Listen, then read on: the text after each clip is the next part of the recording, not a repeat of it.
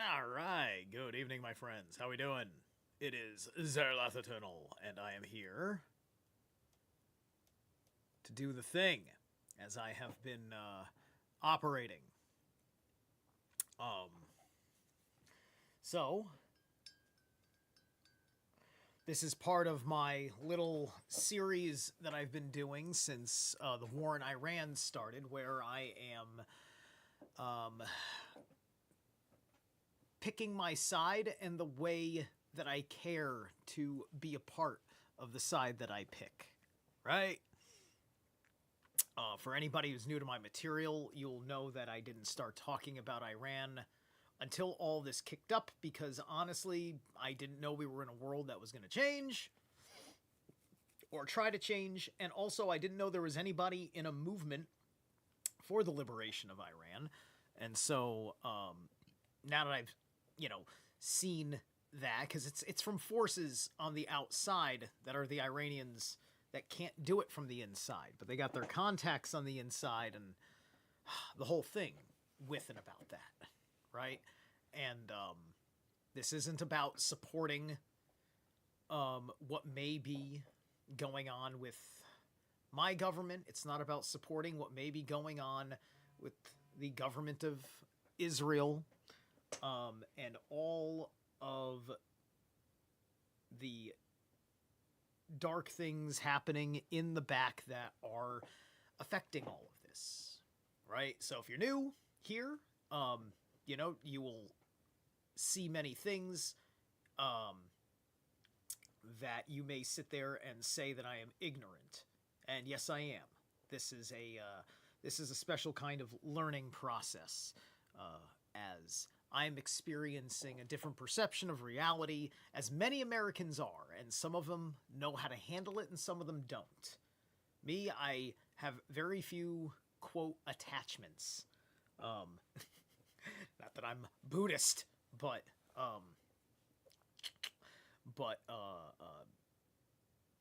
just know that if you go back, because just my last project was doing things like reading the Babylonian Talmud and criticizing Jewish ideology of the Talmud, right? And probably having some corollary things to the issues of the state of Israel and everything else, because this is just what an American deals with what they hear and what they get as their perception of reality, right?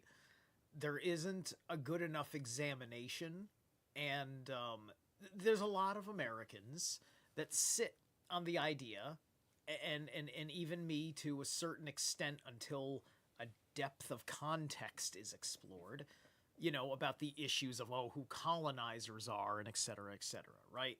And so I've covered stuff about Israel and Palestine. Now I'm looking at this Israel-Lebanon situation, right? And my aim here is to clarify what certain things should be, because I think that even though we don't have the same aspect of relationship and history to the concept of this occult Jewish conspiracy that is associated with cults of Baal Lilith and Zeviism, Sabbatean stuff like that, the Khazarian Caucasoids, and all of these different things, right? And none of it is to take any person who's got nothing to do with those agendas, who is of those demographics that those agendas are coming out of, from their secrets and their upper people. Just like I, as an American, have to suffer the sins of the conspiracies that come from America, so do the Jew have to suffer the conspiracies that come out of Israel. The Lebanese, the Iranians have to deal. Everybody does. Everybody does. And one thing is obvious, is that we are beaten over our head solely with this one thing, and then all the little connections that piss us off about it, especially in the context of neocon. especially in the context that, Trump feels like he betrayed certain things about the American thing for the product of a new American century, which puts him on a somewhat neocon foreign policy, which pisses me off because of what I think that I know about it, right? Because we are so ill-informed on all the subjects, and that's what all this is about. I have to be transcendent to this. It's ridiculous otherwise, and then you start yelling at fucking people because, like, oh, you meet a Jewish Israeli guy, and you start yelling at him because you can't yell personally at Bibi Netanyahu or the Knesset, so you start just yelling at this guy, right? Maybe because he endorses Netanyahu. And then he's got to be like, just like you condemn a guy for voting for Biden. You condemn a guy for voting for Trump. It's all the same thing, right? So here we are trying to reconcile that. Let you know that my computer is on the edge because it's old. So hopefully nothing crashes whenever I go into a thing. I've become hesitant about interviews for that reason because at least a live interview,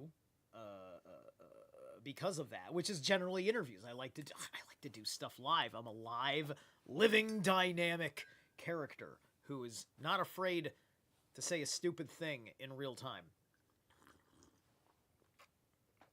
Because I can't live up to certain standards, but I gotta do what I can with who I am. All right, so let me fix this. I feel like I'm not properly framed. Subtle, as silly as that sounds. There we go. Okay, good. All right. So we're going to run with a few things today. I have opened us up with a Lebanese band because we're going to talk about Hezbollah. And I linked to them in the chat room. This is Chimera. The song is called Among the Dead. All right, so that was cool. And I've got 2 articles and 2 videos that I'm going to run for us. I am running these kind of on the quote blind. So we will, so we'll talk about that. I don't know if these are pro-Hezbollah things or not. I try to find stuff that like, I don't like going to like Council of Foreign Relations, at least not as like a foundational source. I try to find things that are very independent, right? CFR is a globalist organization. I do not trust them, I would rather know what independents are saying and then match what they are saying to that first. That's how I feel about it, because I'm sure these organizations tell various truths. They wouldn't exist for so effing long as a public operating on the level thing unless there was something they were also doing right. Anybody of ill intent will exploit our ignorances, and we must be less ignorant. Okie dokie. Let me see. So we shall, let's see, go to window capture, open that up, and we shall I think this one, yes. All right, so we got these guys. This is L'Orient.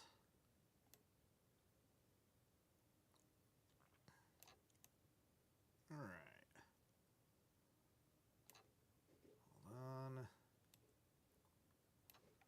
Almost there. Let's drag that a hair down.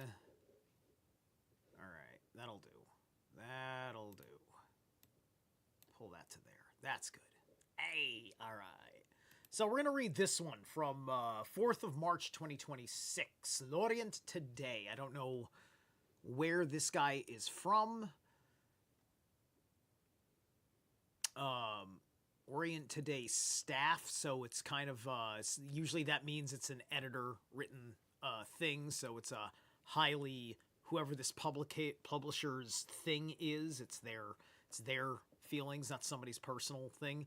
Well, anyway, origin, ideology, operations. What to know about Hezbollah, the child of the Communist Revolution?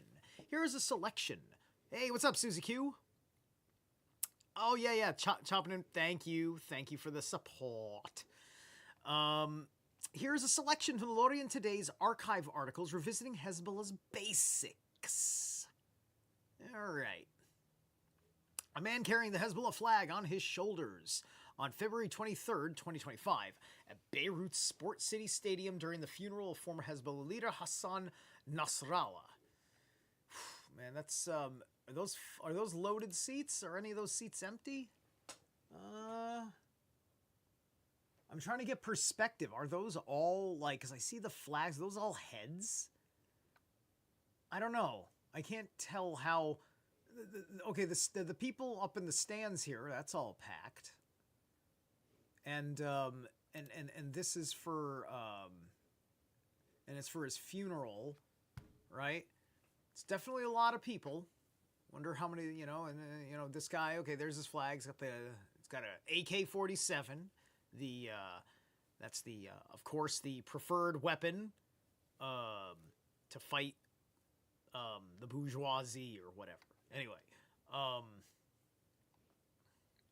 Hezbollah lives through its past lives and identities. It is a militia, an offshoot of the Islamic Republic. It is a political party representing the majority of the Shiite community in Lebanon. It is a social movement that operates schools, banks, and charity associations to help its community. Gotcha. Okay, so already here, that basically tells me it's kind of like the way any religion does its thing, and then it's got religio-political ties, right? So it's a whole effing thing. Meaning if it's got banks, that means it has the ability to do what the IRGC does. It's got banks, guys. It plays with money. It does it print its own fucking money, or does it just play with Lebanese dollars as a private business, right? Are they wanting to set up the same economic model, which is which would be a socialist model? I would assume technically nationalist, but ultimately wanting to be a part of a Shia caliphate, I would assume. Well, let's continue on. Born in 1982. Let's not say that an idea was born in 82 like it was a goddamn fucking living entity. It was part of Iran's efforts to let the Islamic Revolution reach the broader region. Well, you want to jump all the way to Lebanon, there's only one reason you do that. And it landed in Lebanon amid Israel's occupation. Because of this, Hezbollah has been able to exist in a gray area. Between being an Iranian proxy and a resistance movement to build a legitimacy and following well beyond the supporters of the Islamic Republic. So what precisely are they resisting?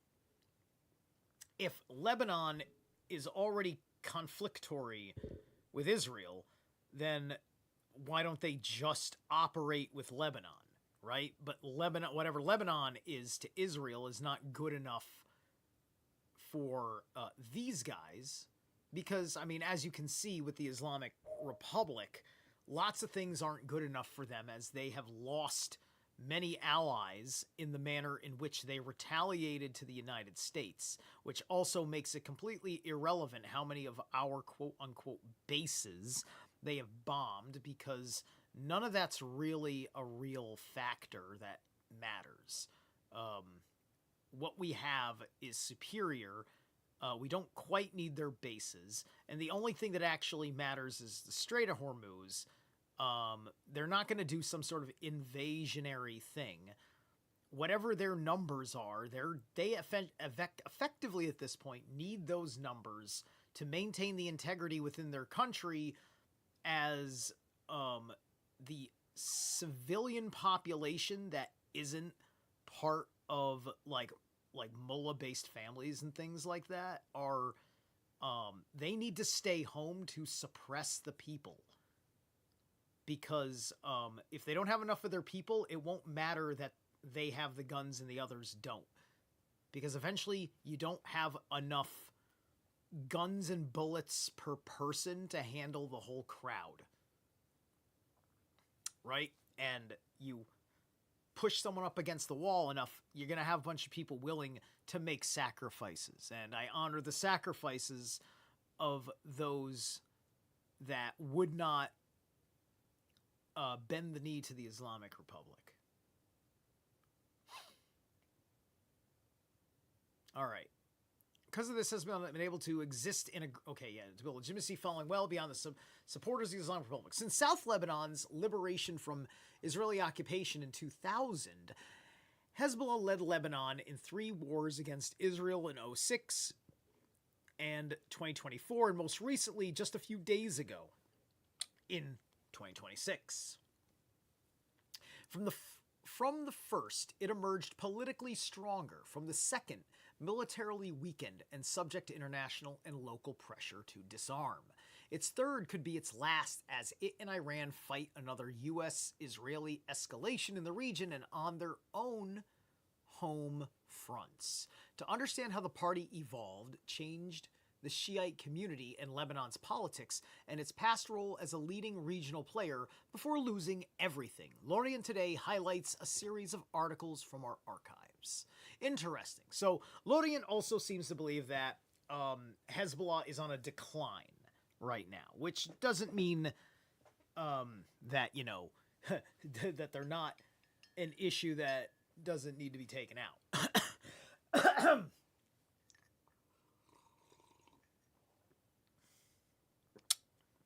Originally founded as an organization designed to serve as an alternative to the state, which it never recognized, Hezbollah made its way into all Lebanese state institutions and even became part of its leading teams. And remember, there's different kinds of Shiite, because we learned when I was looking over stuff with the Shah that the Shah was also a Shiite, right? But I guess he wasn't a 12er Shiite. That's kind of like the different. There's a lot that I'm still trying to figure out, isn't fully explained. This is important parts of the psychology of people, right? Religious fundamentalists are going to make enemies of people regardless. You look, American culture is an insult to these people. Israel doesn't have to exist for Iran to simply not like us and to also hate its own people for not wanting to get with their program. Okay? And that means that Hezbollah would have an agenda of making Lebanon a part of an Iranian caliphate. And that's no good for anybody. Right? The problems of Israel that cause ire, and I share grievances with my friends on the left in a general humanitarian sense of the word, because of the various levels of awful this setup is, and this raw deal going back to, the establishment of the Jewish state in 47, right? But we've also been covering some stuff about who the Palestinians are and everything else, and like as has been said, it's the mess of it all, and an ugly thing does have to be done, because otherwise you're just going to sit there and either this is going to be a loop forever, because these people are never going to reconcile their differences without an outside force changing the equation. Or one side is going to have to realize that it's fucking over and that they can't have this place anymore, right? And I'm yet to hear even a similar argument in the Palestine situation, which, Hezbollah, I'm assuming, is going to be big on Palestine if it's going to have the same agenda as Iran, which is to protect the Palestinian people and Palestinian Muslims in particular, right?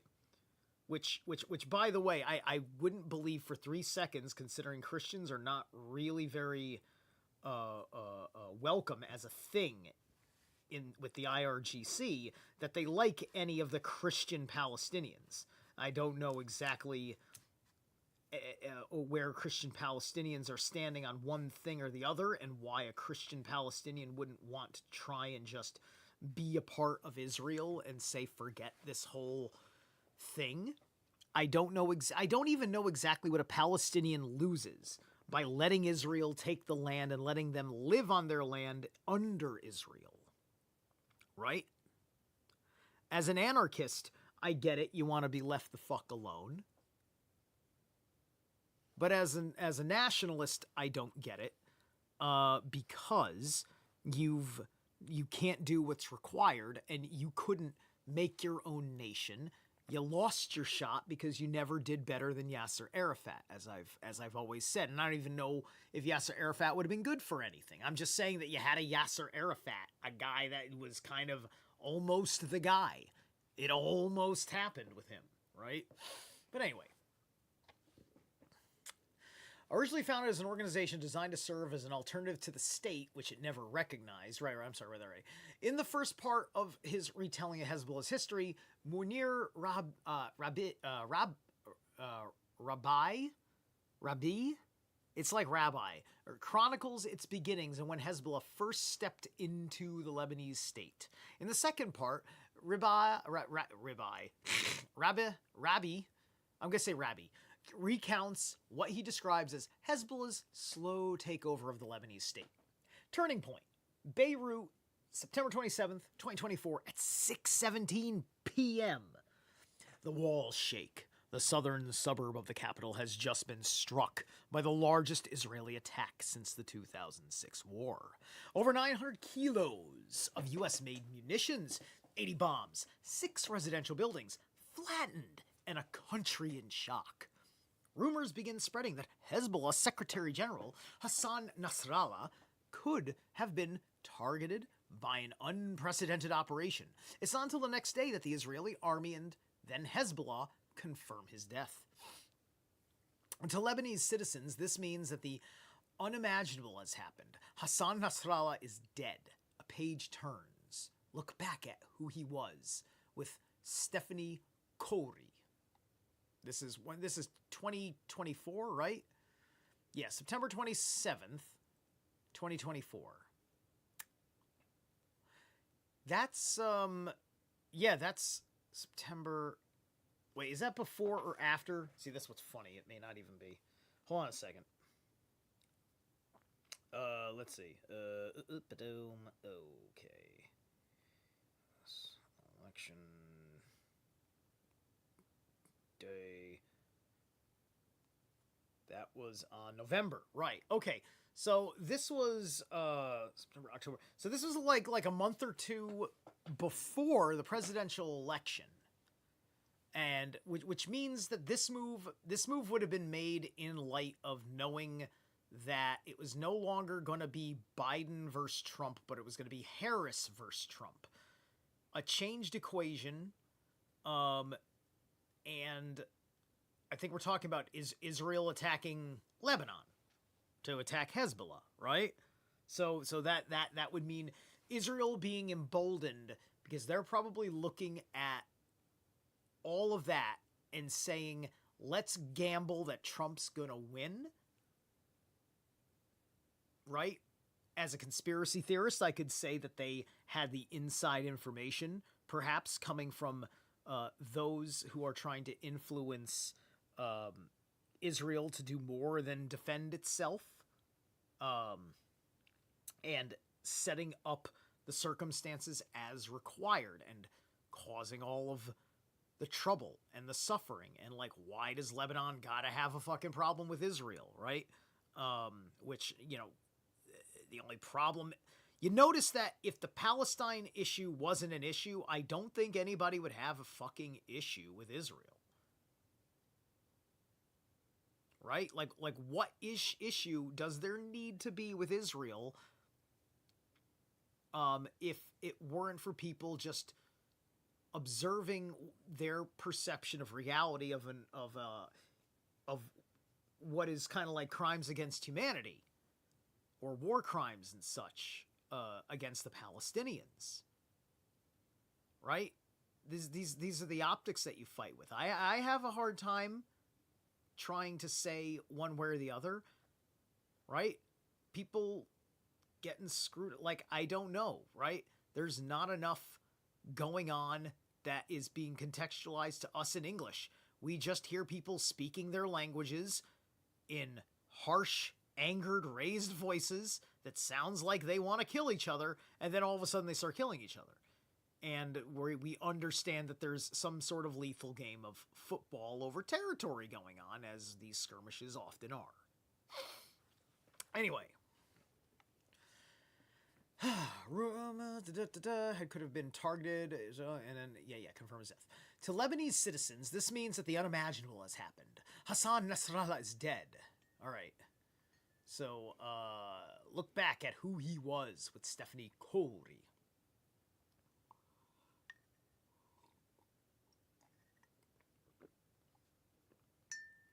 In 2024, Israel booby-trapped pagers meant to go to Hezbollah members, killing 12 and injuring 2,323, marking a turning point in the party's history.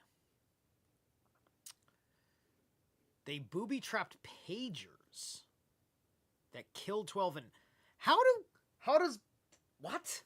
So, okay, so wait, they had thousands and thousands of pagers that exploded? And only 12 got killed. Well, I suppose the pagers? They're still using pagers in Lebanon? Like it's 1987?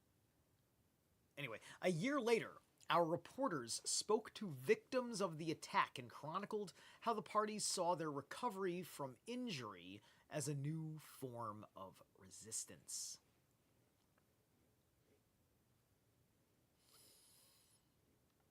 Ideology.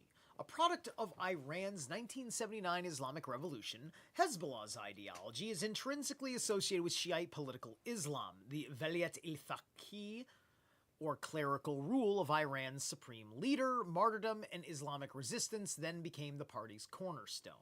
Salah Hijazi dives into the party's culture of martyrdom. Right?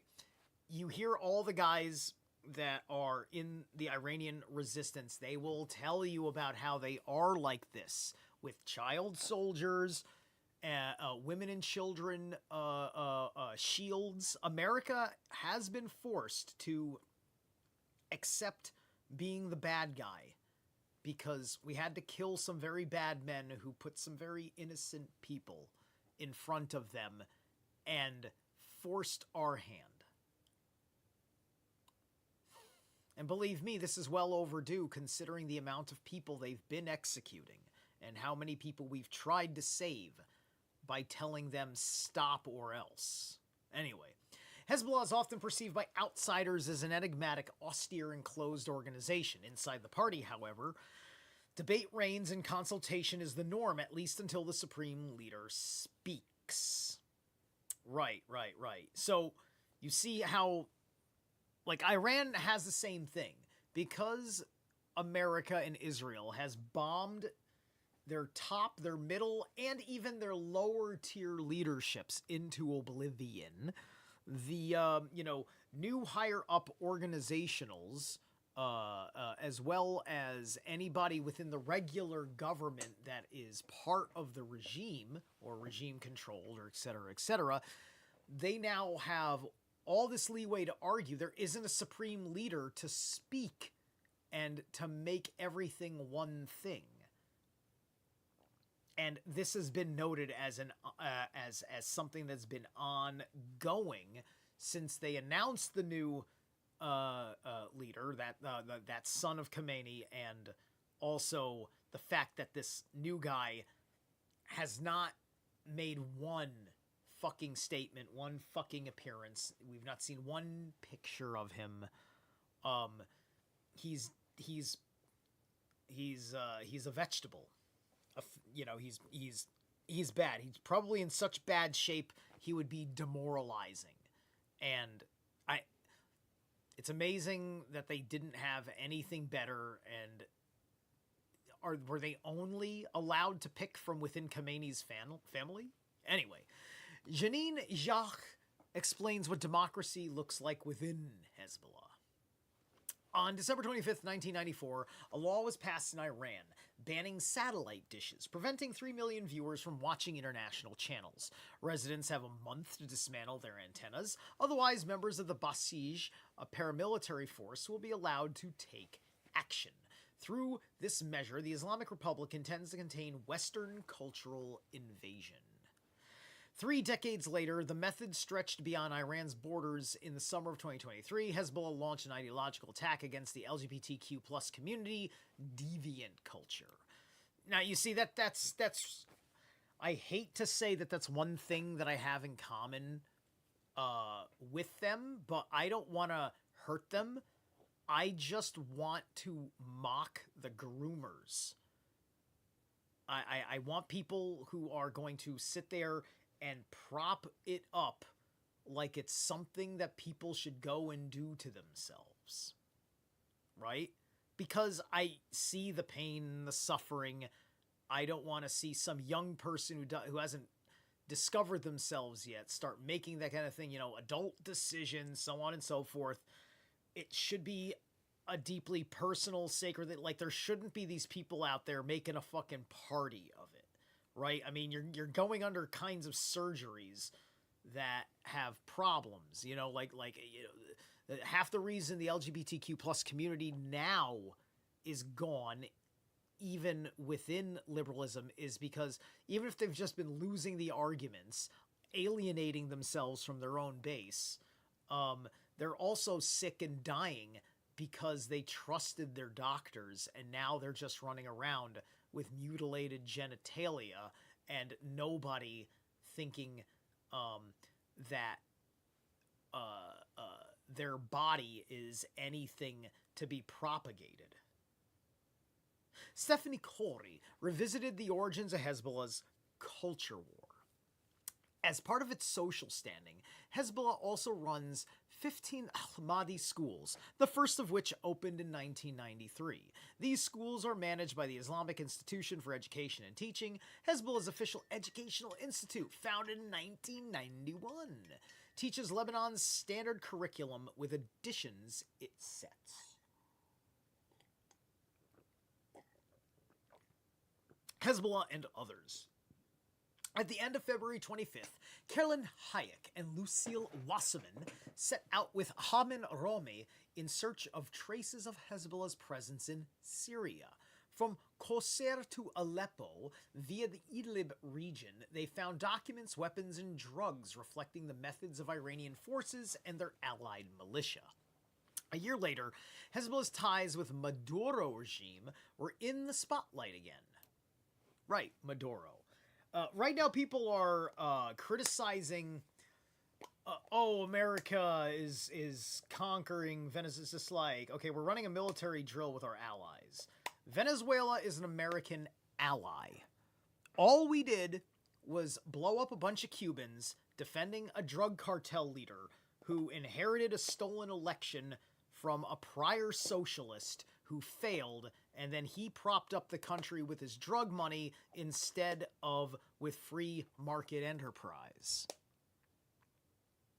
Caused plenty of suffering of their people that nobody wants to believe was real and existed, and wouldn't care about the people who did anyway because, as far as they're concerned, they're just some sort of capitalist for their communist attitudes.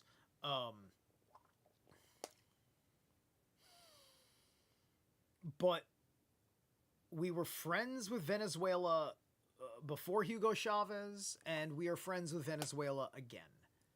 We just are not popular with the leftists of Venezuela, which they don't matter anymore. They were nothing without the muscle of a drug cartel, which we're not going to tolerate. And we're not going to tolerate their relationship with Cuba.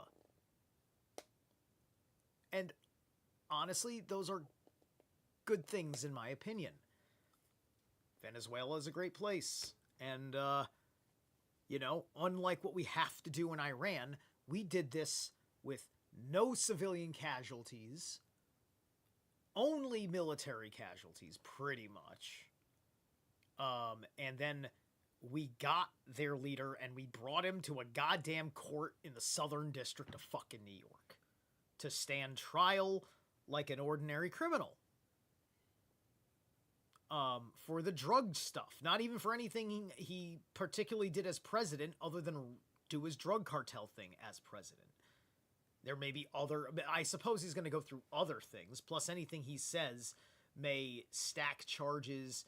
Who knows? I'm told that he's not a very intelligent guy anyway. And it sounds like he wasn't. People were talking about how as soon as he stepped into court, he's talking about, hey, I'm the president of Venezuela, and da-da-da-da. And the judge is just like, well, hold on a second here. That's all well, and just smacked a reality on him that, listen, man, you're just here with the same rights as any other person standing accused, etc., right? And so he's getting put through the process. So anyway, Hezbollah's finances. Founded in 1983 and registered as a non-governmental organization since 87, Hezbollah's Al-Qad and Al-Hassan collects remunerated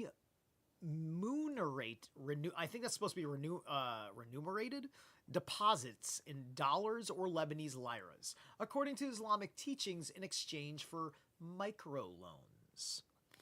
But in 2025, after being targeted during the 2024 war, the institution began to show signs of financial difficulties. Munir Yons explains how these could be a symbol of broader party-wide difficulties. This week, Al-Qad al-Hassan was once again targeted by Israel. In a 2022 investigation, L'Orient Today also recounted the roles the Assad regime in Syria and Hezbollah played in turning Lebanon into a regional hub for a Captagon trafficking. Captagon traffic? I don't know what Captagon is. Okay, that's the end of the article. All right, that's pretty good. All right, it's 8:45 already. Nice. All right. So that's a good 45 minutes of this live stream, just on this one article. Let me see here. There's a couple of hyperlinks. Let's see. To disarm. Before first stepped into... Okay. Near Chronicles being a first... Let's take a look at this. What is this here? Part 1 of 3. Okay, we'll take a quick look. How long is this article? Well, let me guess. This is because this is archived, I can't read it. All right? I have to sub. I have to pay for the sub. Okay, all right. Well, at least this article was available and free today, and that's fine. Probably all of these are like that. Let me double check on this one. How we doing? Yeah, same thing. Okay. What is this? Who is that? Okay. Don't know who that is. All right. Okay, very well. So, we are now going to run over to...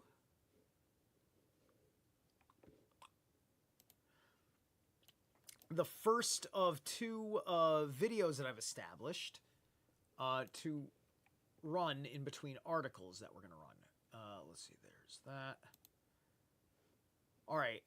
I found a documentary from something called Hikmah History on YouTube called How Hezbollah Came to Dominate Lebanon. And it's about 15 minutes long, fair use, and I'm going to switch this over to it. Where are we at? There we go. Boom. There. I put this in theater mode. Bang. How we doing? A little bit cut off.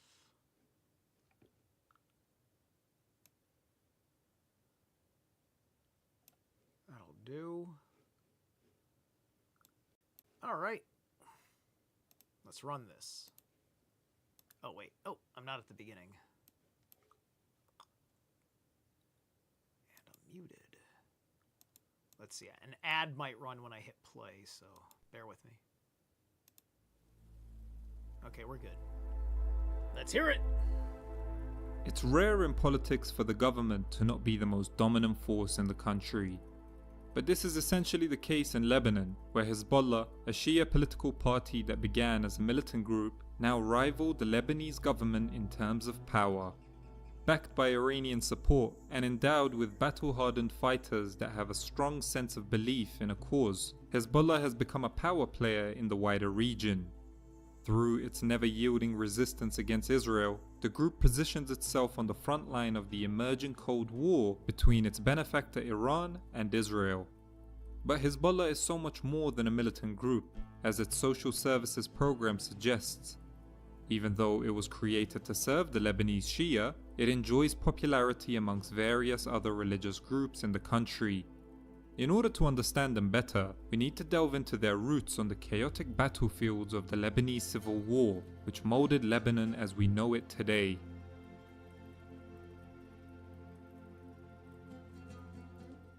Hello, my name is Adam Ferrari, the Chief Executive Officer of Phoenix Energy. I look forward to you joining us.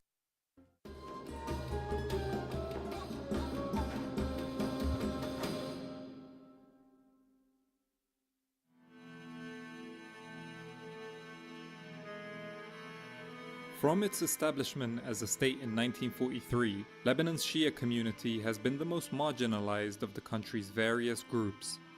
Lebanon's last official census in 1932 reported that Shias made up around 19% of the population, but by the 1980s, this figure was estimated by unofficial sources to have risen to 30%.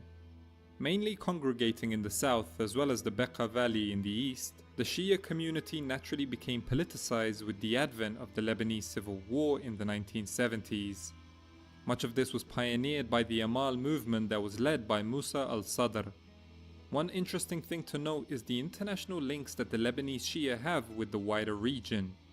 Al-Sadr, for example, was born in Iran, where he spent 25 years before studying in Iraq for a number of years. This will help to understand why Hezbollah's current close links with Iran is such a natural relationship. Hezbollah began in 1982 as a loose amalgamation of smaller Shia groups centered in the Beqa Valley. In its early days, Hezbollah operated as an umbrella movement for Shia militias that shared strategic goals. Much of its early membership, including its two founders, Abbas al-Musawi and Subi al-Tufayli, had come from disgruntled members of Amal. Both men had studied in Najaf at the same time as Ayatollah Khomeini was exiled there. Revolutionary Shiism at the time was saturated with an emphasis on resistance to persecution and martyrdom. Subsequently, the ideological outlooks of both the Islamic Republic of Iran and Hezbollah come from the same root of thinking. This helps to contextualize why the two have such close links today. It's not because Hezbollah is a puppet of Iran's and has little sovereignty, rather, they share the same origin and strategic goals, creating some sort of an intuitive understanding between the two. Hezbollah was formally announced to the world in 1985, but many had already become familiar with the group by this point. The Islamic Jihad organization... just think about that. Dude, did you just see that? Like, look at this. This is just a dude just chilling on the fucking street. People just going to fucking work. This guy's got a goddamn fucking RPG and he's wearing a mask, right? To the world in 1985, right, but many had already become familiar with the group by this point. The Islamic... What the fuck what are you using? That you expecting a helicopter to fly over from Israel and just attack all those random people? Because your Hezbollah organization is there at that time? That's what you were fucking doing? You talk and what is their grievance with Lebanon? As is that they need to be this way, right? These inner politics, right? Just like even within America, we can look and we understand your English put argument, Mr. Christian fundamentalist, about how there needs to be more, Bible thumping going around in the society. But we don't see why your fucking what your grievances are, right? And then there's certain grievances that are understandable and not understandable about American leftists, right? Especially when it comes to economic theory, right? This is why I keep saying, now that I understand the word capitalism is actually a communist term for free market enterprise. Free market enterprise doesn't have to be applied in such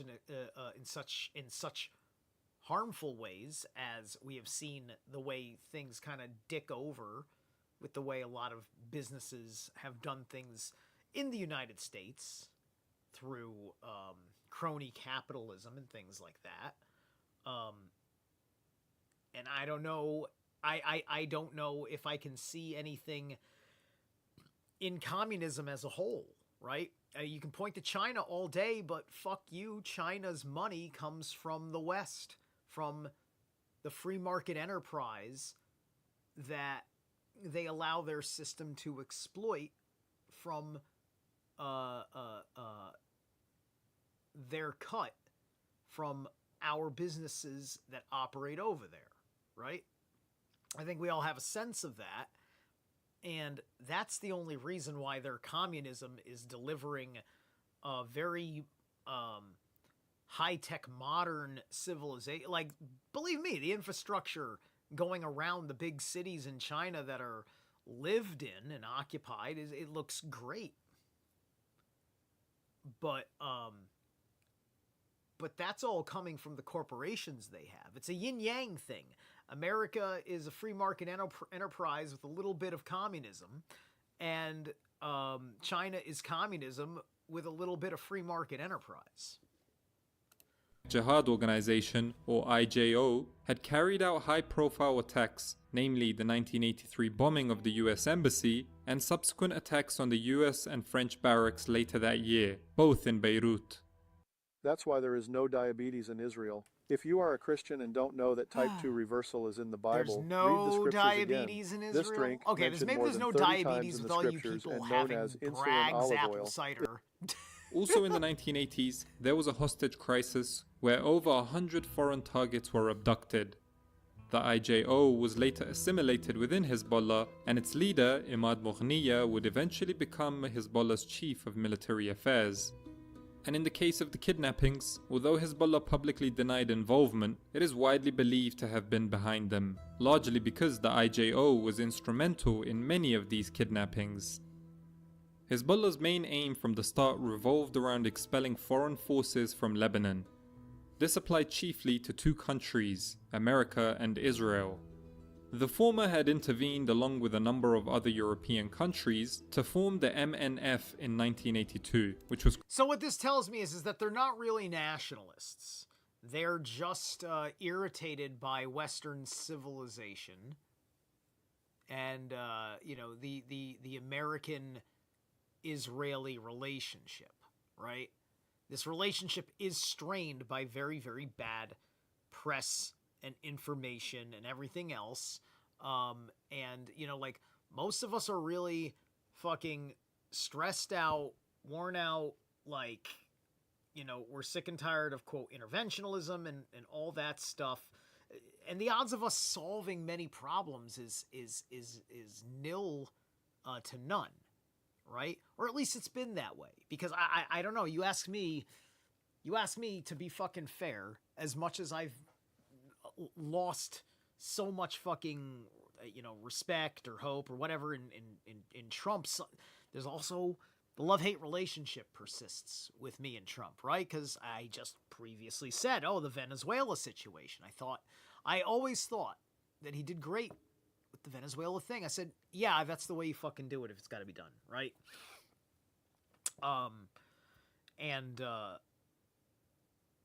If it wasn't done, you'd probably wonder why nobody's doing anything about it. But then when it happens, you complain about somebody did something about it. So whatever, it's fine, right?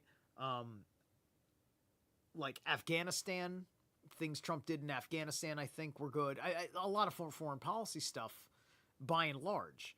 And the main reason why I actually had have support for all of this is that, like, all right, Trump's gonna run that whole thing about they're about to have a nuclear weapon, and to me that's unacceptable. To me, if I was president, I would have said the Iranians are 2 weeks away from executing hundreds of their people, if not thousands of their people. And if I were president, I would have been operating from that narrative. I would be making an appeal. To me, I think that the troops of America would feel better about what they're doing if it was more contextualized. Listen, you guys want to do a good guy thing? This good guy thing will liberate them. We're going to have a strength in energy market trade that's going to lower oil prices and give us the ability to do X, Y, like, there's all sorts of different ways I would have fucking sold it. And, you know, that's why I don't like a lot of things about Trump, because he might do the right thing the wrong way. That's what I think this Iran war thing is. It's doing the right thing the wrong way because of these bullshit premises that he buys and sells, right? Which everybody believes is coming from the lobby groups that are of these particular interests. I don't know if all of these Jewish groups are necessarily like an agent or an asset of their states, and because these are groups that have a legal right to exist here in the United States, naturally, because they are trying to influence us on foreign policy about Israel, if there is a Mossad connection, can you fucking blame Mossad? Right? And remember, as I've been saying with many of these, I'm giving us some exoteric here more than the esoteric, especially because I don't want to insult the Iranian people that are struggling and the Israeli people that are struggling. They got nothing to do with the immense amount of fucking occult history of the nonsense behind the scenes that's getting everybody fucking killed and has been getting people fucking killed X, Y, and Z. So pulled out of Beirut and much of Lebanon by 1985, but continued to occupy southern Lebanon in the aim of establishing a security zone that would protect its northern frontier. This occupation was essentially how Hezbollah made its name. For the next 15 years, it fought against the Israeli armies. From 1985 until 1988, Hezbollah fought on the side of the Palestinian Liberation Organization against Amal in what is referred to as the War of the Camps. In this sub-conflict, Hezbollah was pitted against its future ally Syria, who actually played a prominent role in the Lebanese civil war, controlling much of the eastern part of the country, including the Bekaa Valley where Hezbollah was first formed. In the final years of the civil war, Hezbollah and Amal went to war again in what is now known as the War of Brothers. But this ended in 1990 and the two groups reconciled under the auspices of their respective sponsors, Syria and Iran, two countries who were already building budding relations with each other starting in the 1980s. The group etched a name for itself during the civil war through its fighters' determination and discipline on the battlefield. Now, here's another thing I want to contextually bring in when we think about everything here. First off, I'm actually looking at this real quick, and maybe it's just the film grain quality, but look at these faces. That could be just the film grain, but, like, is that... These look altered. Even at this early... Hold on a sec, because these are just photos that they're kind of moving around with, right? Hold on a sec. Just want to go back. I want to go back and catch this in motion a little bit. I want to see... the group etched the name for itself during the Civil War. Like, because this looks like... Is he wearing... look at this. No, it's right here. That's they're either wearing a mask or whoever released this photo altered these faces. Like somebody cut off the top of this guy's head and inserted this guy's eyes and nose and hair. Like, look at this abrupt transition right here with the hairline. Look how mushy this is down here, and then this all up here. This here, he's got this cut right here. This guy's nose is kind of flat. This image has been altered. Something ain't right with this image. Something ain't right with this image. Through its fighter's determination and discipline. But my point is that shoot. The picture kind of distracted me because I wanted to appeal to a prior video where I was making a point about something. What I did want to say is that I'm looking here and it's like, okay, Syria, right? So our media doesn't fucking, like, they talk about these relationships, but nobody fucking really sits down and makes it truly make sense. And then every time we fucking do a thing, we just end up, we've just had serious problems doing right by people every time we try to make a move. And that's right. The history of the Middle East. These are like all these new and budding alliances, right?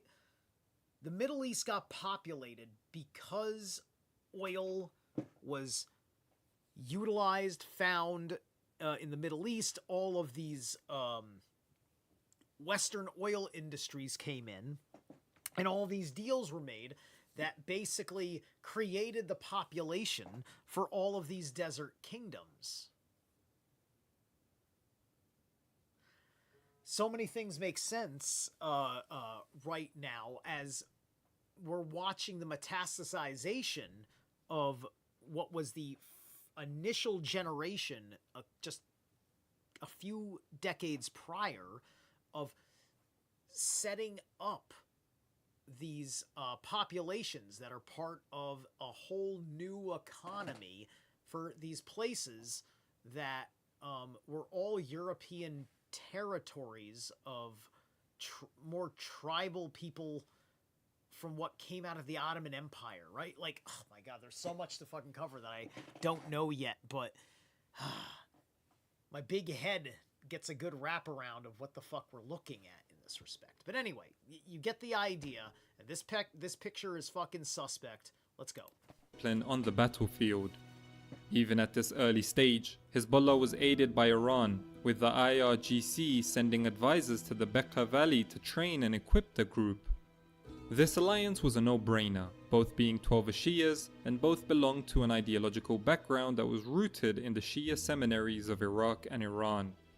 Hezbollah's current dominance cannot be understood without recognizing its close ties with the Ayatollah's regime in Iran. If you manage to... And you know what? Like, hold on a second. Let's get through this silly commercial. Okay. Hey, go back. I'm looking at this picture, too, right? Like, is this picture real? Look at this. Look at his fingers. Look at how he cuts into the background of the fort. Like, maybe this is all just a film grain thing. This looks like a composite photo to me. Did this meeting happen? Did this meeting happen in this room? Something is wrong with this picture. This picture doesn't look real to me either.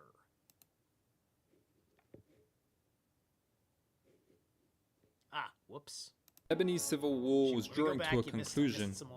The Taif Agreement of 1989 ties with the Ayatollah's regime in Iran. By the end of the 1980s, the Lebanese Civil War was drawing to a conclusion. The Taif Agreement of 1989 signaled the beginning of the end, with all fighting ceasing by January 1991.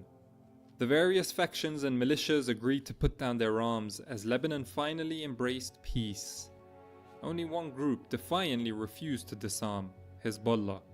No doubt the Iranians, through their links with Syria, had influence on allowing the group to maintain its arsenal.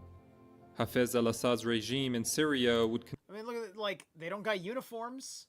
There's guys in jeans and fucking t-shirts with AK-40 fucking 7s, waving people on like it's their goddamn fucking full-time job. Like, I'm a traffic cop with my AK! continue to dominate Lebanon's internal affairs until the Cedar Revolution kicked them out in 2005. As far as Hezbollah was concerned, its struggle was not over. Throughout the 1990s, it was engaged in guerrilla warfare against the Israelis and their proxy, the Christian SLA.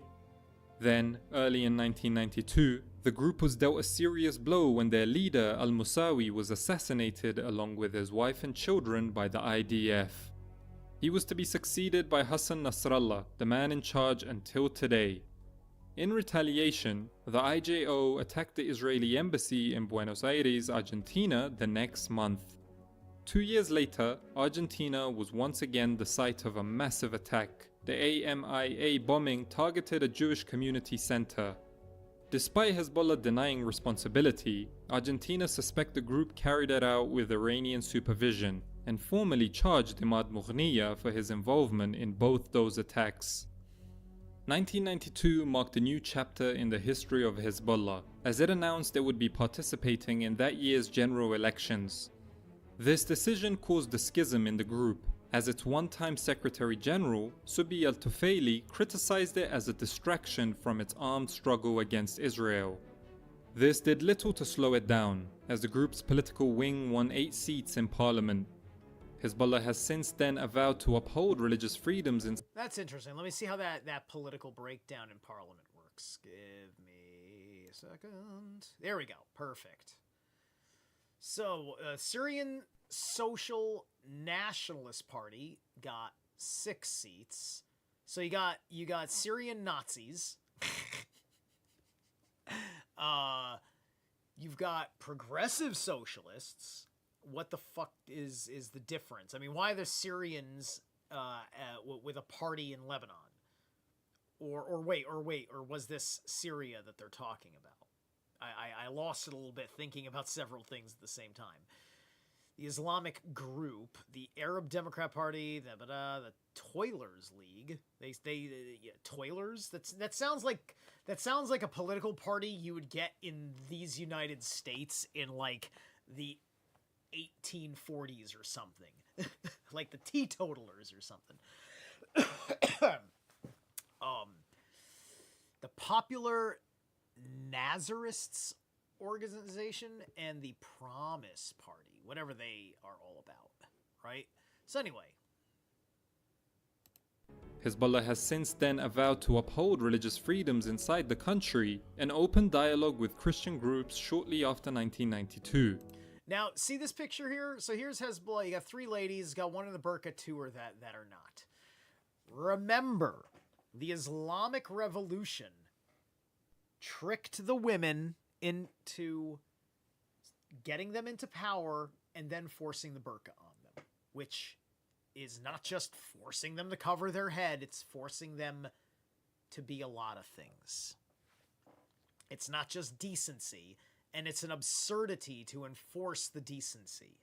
If she wants to be a Muslim nun and join a Muslim convent, that's her fucking business. But you leave these ladies to whatever level of liberalism you're leading them on to think that they're going to have in your fucking republic. Politically, it grew from strength to strength. By the time of the 2000 elections, its electoral alliance with Amal clinched 20 seats in the 128-member Lebanese parliament. This improved political standing largely came from Israel finally withdrawing from South Lebanon in that year. Millions of people around the Arab world, used to seeing Israel steamroll its opponents, celebrated the withdrawal in 2000. Hassan Nasrallah and Hezbollah were catapulted to new levels of fame, with the victory being framed as the first time Israel unilaterally withdrew from Arab territory without a peace treaty or concessions. But what made Hezbollah such a formidable force on the political scene was its ambition and confidence. In addition to their military exploits against Israel, Hezbollah has gained much popularity nationwide through the social services it provides. As mentioned before, Lebanon's Shias have historically been neglected by Beirut. Therefore, Hezbollah filled this vacuum by setting up schools, hospitals, and agricultural aid, all done in an organized manner through a number of established institutions. So the question is, why were they kind of ignored like a non-entity, right? What purpose is there of that? And is it possible that they are incongruent with the real fucking Lebanon life? To lighten the burden of the Lebanese civil war and its own struggle against Israel, we built a lighter that burns at 1,800 degrees, and retailers just told us it's too dangerous to sell. I fucking find it funny when a commercial interrupts and the first thing out of the commercial's mouth corresponds in an ironic way to the last statement before the cutoff, right? And so, like, and then you want to know what he did? He went and he bought a Coke at Chucky's, right? Come to Chucky's and buy a Coke, right? That's funny. To me, that's kind of funny with advertising. It just interrupts, like, and it acts like it's just a guy interjecting into the conversation for the ad. Because the sentence makes logical sense. the group has even engaged in building houses. These efforts inevitably help Hezbollah to win the hearts and minds of the Lebanese people. As a result of this, it's no wonder the group's infrastructure has been described by some analysts as quasi-state-like. Early in 2006, Hassan Nasrallah signed an alliance with Michel Aoun, the leader of the Free Patriotic Movement, or the FPM. The Mar-Mikhael Agreement still continues to shape Lebanese politics until today. Despite its political activity, Hezbollah has not forgotten its military roots. It continued to defy calls to put down its weapons, announcing that its struggle against Israel was not over, citing Israeli occupation of the Shibaa farms as the reason. The conflict over this tiny strip of land on the Lebanese-Syrian border would culminate in the 2006 Lebanon War. This month-long conflict saw Israel once again launch a ground invasion into southern Lebanon, whilst its fighter jets bombarded Hezbollah and civilian infrastructure targets. Hezbollah retaliated by launching rockets into northern Israel and by engaging the IDF in guerrilla warfare. The UN stepped in to offer a resolution that was quickly accepted by both parties. Israel was to withdraw, the Lebanese armed forces were supposed to exert their authority over southern Lebanon, and Hezbollah was supposed to disarm. Considering Hezbollah remained dominant in the south of the country and has not disarmed, the conflict was once again interpreted as a victory for the group by many in the Middle East. By 2008, Hezbollah was able to exert a lot of influence on the domestic scene. That year, Lebanon experienced a wave of protests that began in late 2006. Hezbollah, along with Amal and the Christian FPM, led these protests which were aimed at curbing the country's economic woes, as well as a greater say. I don't want to be the guy who's going to pick on every time I think I see an artifact in a photo. I don't know, this guy's head feels like it's been planted on. I don't know, his face is kind of darker than his arm, but then again I'm sure his arm sees less sun than his face. For the group and its allies. In May 2008, the upheaval turned violent when the government decided to shut down Hezbollah's telecommunication network. Hassan Nasrallah called this an act of war, and the group responded by forcefully seizing control of pro-government neighborhoods in Beirut, and small battles broke out.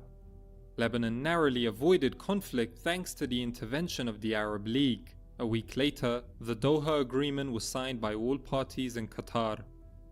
Since then, Hezbollah's military capability has seen a dramatic improvement. This is largely thanks to Iran's equipment and money, which really ramped up post-2000. The group's improved military capacity was on full display during the 2006 war, as it launched around 4,000 rockets into Israel and used drone technology. In the years since, under the supervision of Iran's Quds force, Hezbollah's military capacity has reached new levels, boasting an arsenal of up to 150,000 rockets, many with long-range capabilities. Apart from some like the Russian-made Katyusha rockets, most of these weapons were Iranian-made. Some sources estimate that by now, Iran supports Hezbollah with $700 million annually, which seems unlikely considering that would be almost 15% of Iran's total GDP. But the point still stands, Iranian support for Hezbollah is invaluable. To put it into context, Hassan Nasrallah has gone on record to state Hezbollah's budget, everything it eats and drinks, its weapons and rockets, comes from the Islamic Republic of Iran. All these material gains were honed and aided by experience on the battlefields of the Syrian civil war. Hezbollah's decision to fight on the side of Syrian President Bashar al-Assad, a close ally of Tehran, appalled many inside Lebanon. The group had championed itself as a resistance movement that fought against injustice, but now seemed to serve the cause of tyranny. For Hezbollah, they almost had no choice. Iran was deeply invested in upholding Assad's regime, which was a vital conduit of arms for the group. The combat experience gained from all right. Now you see, I didn't know that yet, right?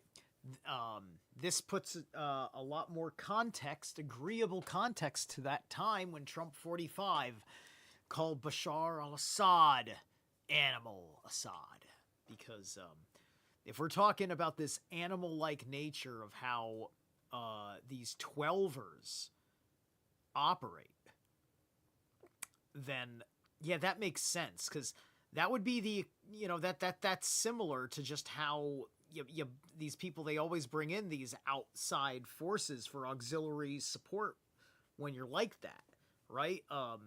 It's like with the British Empire and the American Revolution, sending the Hessians after people. If you saw the Patriot, the main villain in the Patriot wasn't a British soldier, he was a Hessian. He was a Hessian soldier, he was a German. The Hessians were Germans. These guys were like, the Hessians were like proto-Nazis, if you will. They were pretty brutal people. Conflict was very helpful for Hezbollah. By serving mainly as frontline advisors, they gained greater knowledge on military structure and organization. They would have also gained exposure to sophisticated Russian military. So Syria made Hezbollah more powerful because Hezbollah was willing to help Syria with its interests. So, fuck that. Fuck Assad. Doctrine, as the Russians were also in Syria trying to prop up Assad's regime. And Assad was a, like, as far as I could, like, I never saw Assad doing what a lot of these other guys do, where he's yelling and screaming about stuff. He was a soft-spoken guy, but, he's a business suit guy, but he was, but his executive decisions were all supportive of these fucking radical Shiites, right? Not that I am saying the Wahhabi Sunnis are any better, or even just Sunnis in general. It's just like, I don't want religions to exist. I don't want religions to exist. I want everybody to go back to their paganism if I had my way, right? All this military capability and experience have experts questioning which is a more potent military force, the Lebanese army or Hezbollah. Both internally and externally, Hezbollah are well positioned to take advantage of current developments in the region. It is currently part of the March 14th alliance, which holds 16 of the 24 cabinet positions, at a time when Lebanon is going through massive socio-economic upheaval. More importantly, with regional tensions flaring, Iran's axis of resistance is putting the pressure on Israel. Within the last year, the three Iranian-backed groups, Hamas in Palestine, the Houthis in Yemen, and Hezbollah in Lebanon, have all stepped up their attacks on Israel. If a conflict breaks out between Iran and Israel, Hezbollah will undoubtedly play a key role in how that war develops. So Yeah, and the Saudis have been taking care of the Yemen thing, right? Like, this explains where the relationship has gone, the reassociation of things, why the Trump administration has left Saudi Arabia alone and even been supportive of their conflict against the Yemen. Because all of that diminishes the strength of people that are anti-Israeli, anti-Western values, and also anti-American. I don't believe they're just anti-American because of Israel. I believe that they are anti-American because of their radical Islamic ideas. These motherfuckers, they look at you with such contempt as a sinner and all these different kinds of things, and they're irrational people. And I'm not going to get any wilder, more into that right now. But we are... Hold on. Make sure he was done with his statements. Yeah, okay. But we are going to flip it back over and roll with another article. Let's see. I'm bringing us back over here, but we're not going with the same... Hold on a minute. Now we're going to open up this one. So I got ThoughtCo. And we're going to do this one. Hezbollah, history, organization, and ideology. Whoops. What are you? You. All right, enough with you and your big, weird fly. Go away. How do I make you go away? I don't know how to make this go away. Go away! I don't want to see maggots. Why are you doing this to me? Sorry, guys. Like, Beelzebub needs to take some time here. I guess we have to watch this. Hang on. This is like 41 seconds. Oh, close. Thank you. Jeez. All right. All right, how are we doing? Are we all framed up? Can you read everything? Let me squeeze that down to here. We're good. Okay. All right, May 26th, 2020. So here's an old article to talk to us, right? And this is about, Hezbollah, history, organization, and ideology. All right. Hezbollah, meaning the Party of God in Arabic, is a Shiite Muslim political party and militant group based in Lebanon. Due to its highly developed political structure and social services network, it is often regarded as a deep state, or clandestine government operating within the paramilitary Lebanese government. Maintaining a close political military alliance with Iran and Syria, excuse me, Hezbollah is driven by its opposition to Israel and resistance to Western influence in the Middle East. Having claimed responsibility for several global terrorist attacks, the group is designated as a terrorist organization by the United States and several other countries. Hezbollah is a Shiite Islamic political party, a militant group based in Lebanon. It arose in the early 80s during the Lebanese Civil War. Hezbollah opposes the Israeli state and the influence of Western government in the Middle East. The group has been declared a terrorist organization by the United States and the European Union. Since 1992, Hezbollah has been led by Secretary General Hassan Nasrallah. It currently holds 13 seats in Lebanon's 128-member parliament. It's only 13 seats, but 13 seats, you got one fucking seat in parliament, you can do shit. You know, Thomas Massey taught us that one seat in Congress can get shit done. Hezbollah is considered the world's most powerful non-state military forces. And my Iranian friends, you gotta forgive Thomas Massey. He's sticking to certain principles, and he's not doing this because he wants to see you suffer. And he's probably got a perspective of several problems and probably just doesn't want to make things worse for you. Even if he's just wrong about that, right? Because you know, it's an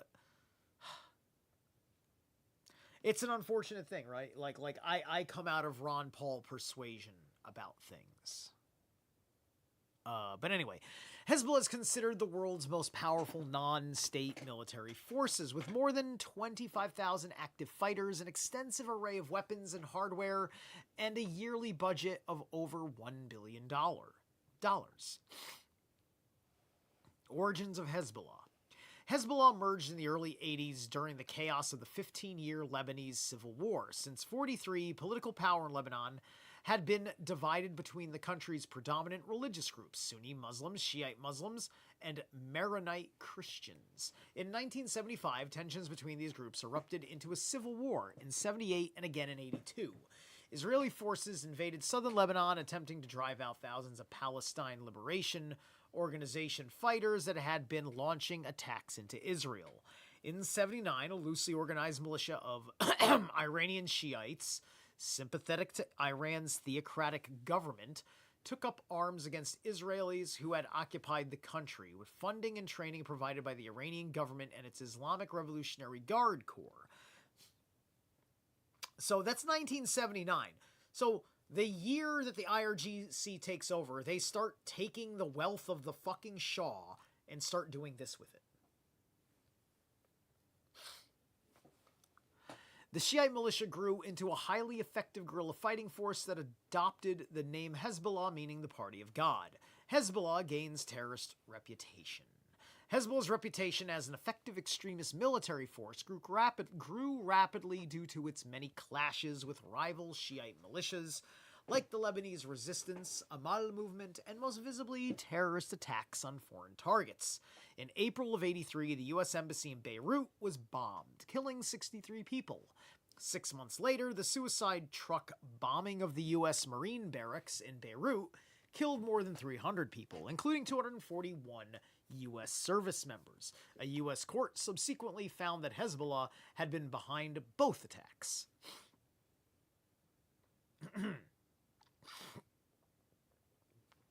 Let's see what we got here. Crowd of soldiers and aid givers stand amid the destruction and damage of the scene of the suicide bombing of the American Embassy, Beirut, Lebanon, 1983. In 1985, Hezbollah issued a manifesto addressed to the downtrodden Lebanon and the world, in which it vowed to force all Western powers out of Lebanon and to destroy the Israeli state. Now, what are their fucking grievances? What is Lebanon doing or not doing that's pissing them off so much? Are they just using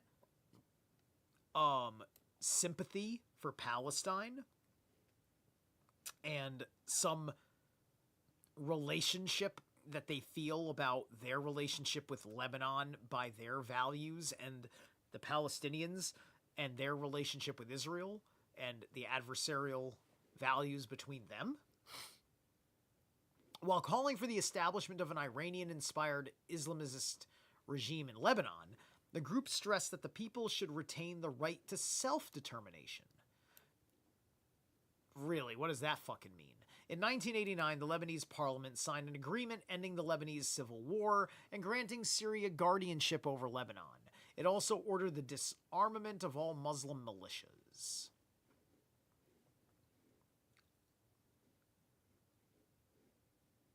All right. Israeli policemen rushed the scene of a burning electricity pylon and damaged building moments after a volley of Hezbollah rockets struck to the northern town of Nahraya, Israel. Rone Schuster getting images. Okay. Okay. That's an interesting... Hold on, I want to see this... Can I blow this up? Hold on a sec. Because that's not... That actually makes it smaller. Okay. I can't get any better. I'm trying to see, because he's got the Seal of Solomon on his back there, this guy, but that's not the Israeli flag on his back, and I'm wondering what that is. But anyway. Let me bring this back up to size. There we go. In March of 92, Hezbollah was blamed for the bombing of the Israeli embassy in Buenos Aires, Argentina, which killed 29 civilians and injured 242 others. Later the same year, 8 Hezbollah members were elected to the Lebanese parliament in the country's first general election held since 1972. In 94, car bombings at the Israeli embassy in London and a Jewish community center in Buenos Aires were attributed to Hezbollah. In 97, the United States officially declared Hezbollah to be a foreign terrorist organization. On July 12, 2006, Hezbollah fighters in Lebanon launched rocket attacks on Israeli border towns. The attacks not only caused extensive civilian casualties, but also served as a diversion, while other Hezbollah fighters attacked 2 armored Israeli Humvees on the Israeli side of the border fence. The ambush left 3 Israeli soldiers dead and 2 others held hostage. Their incidents resulted in months-long Israel-Hezbollah War of 2006, which left more than 1,000 Lebanese and 50 Israelis dead. All right. Okay, here, it must be this. I'm not going to click on that. It's probably going to give me the same problem. It must be an emergency responder insignia that uses the Seal of Solomon. So, when the Syrian civil war began in March of 2011, Hezbollah sent thousands of its fighters to help authoritarian governments of Syrian President Assad in its battle against the pro-democratic challengers. In the first 5 years of the conflict, an estimated 4,000 Syrians were killed and over 12 million were displaced. In 2013, the European Union reacted to the suicide bombing of a bus carrying Israeli tourists in Bulgaria by designating the military arm of Hezbollah a terrorist organization. On January 3rd, 2020, a United States drone strike killed Iranian Major General Qassem Soleimani. Was that on the 3rd? I could have sworn that was on New Year's Day. I could have sworn that was on the 1st. That was like a New Year's Day-like thing, I thought. I really thought it was. Anyway. Let's see. Designated terrorist organization is kind of Saudi Arabia and Bahrain.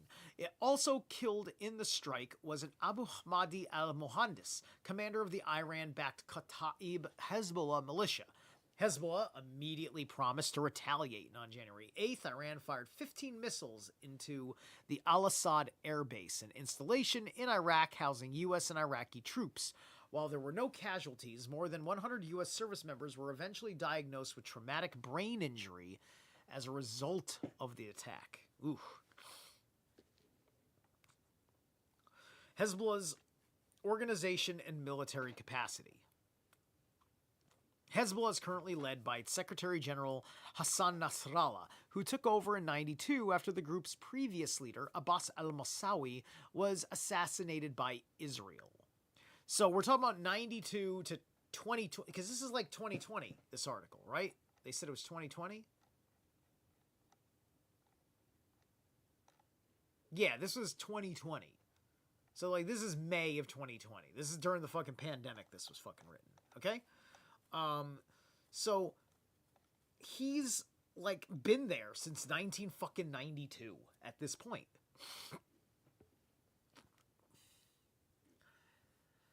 Abbas al-Mosawi was assassinated by Israel, overseen by Nasrallah. Hezbollah is made up of 7 members, Shura Council, and its 5 assemblies: the Political Assembly, the Jihad Assembly, the Parliamentary Assembly, the Executive Assembly, and the Judicial Assembly.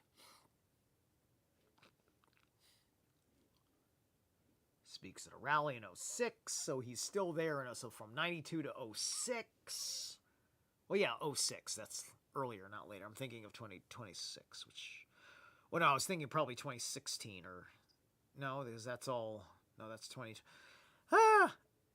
okay, why am I even bothering? Okay, never mind, it's the past. Anyway, with armed strength of a medium-sized army, Hezbollah is considered the world's most powerful non-state military presence.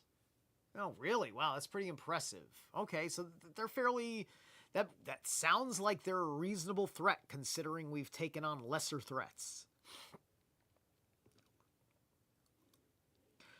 stronger even than Lebanon's own army. See, that's what makes it crazy, right? That's like the IRGC has more power than the regular Iranian army, on top of the Iranian army having been part of the revolution. In 2017, military information provider Jane's 360 estimated that Hezbollah maintains an average year-round troop strength of more than 25,000 full-time fighters and as many as 30,000 reservists. These fighters are trained by Iran's Islamic Revolutionary Guard Corps and partially financed by the Iranian government. The U.S. Congressional Research Service calls the Hezbollah military arm a hybrid force, with robust conventional and unconventional military capacities and an operational budget of about $1 billion per year. According to a 2018 State Department report, this would be during the Trump administration, Hezbollah gets about $700 million worth of weapons yearly from Iran, as well as hundreds of millions of dollars from legal businesses, international criminal enterprises, and members of the worldwide Lebanese diaspora. In 2017, the International Institute for Strategic Studies reported that Hezbollah's extensive military arsenal included small arms, tanks, drones, and various long-range rockets.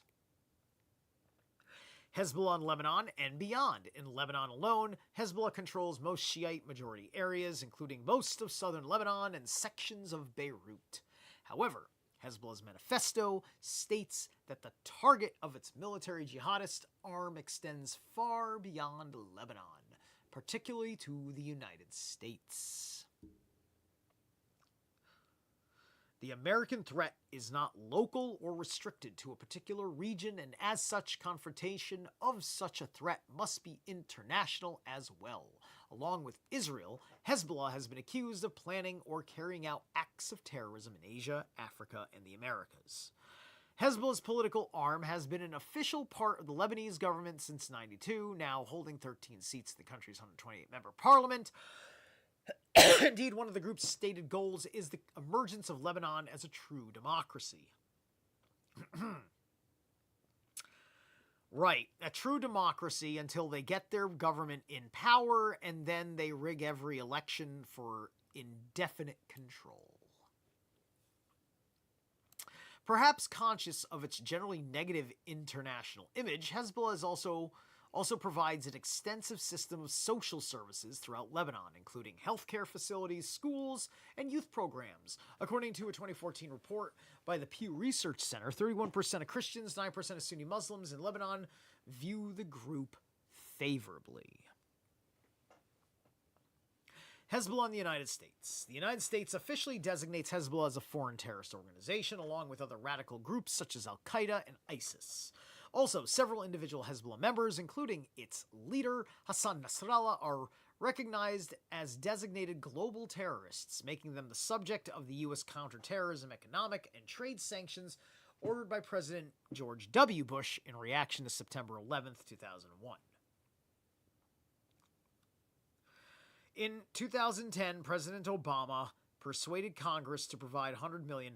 By the way, I'm not sure there's any relationship here, right? What's the relationship between Al-Qaeda and them to be specifically in the wake of that, right? There's no other reason than some Zionist situation where you're just kind of shoveling it in, like the way they shoveled the Iraq war into the war on terror. In 2010, President Obama persuaded Congress to provide $100 million in weapons and other assistance to Lebanon's armed forces in hopes of lessening Hezbollah's position as the country's predominant military power.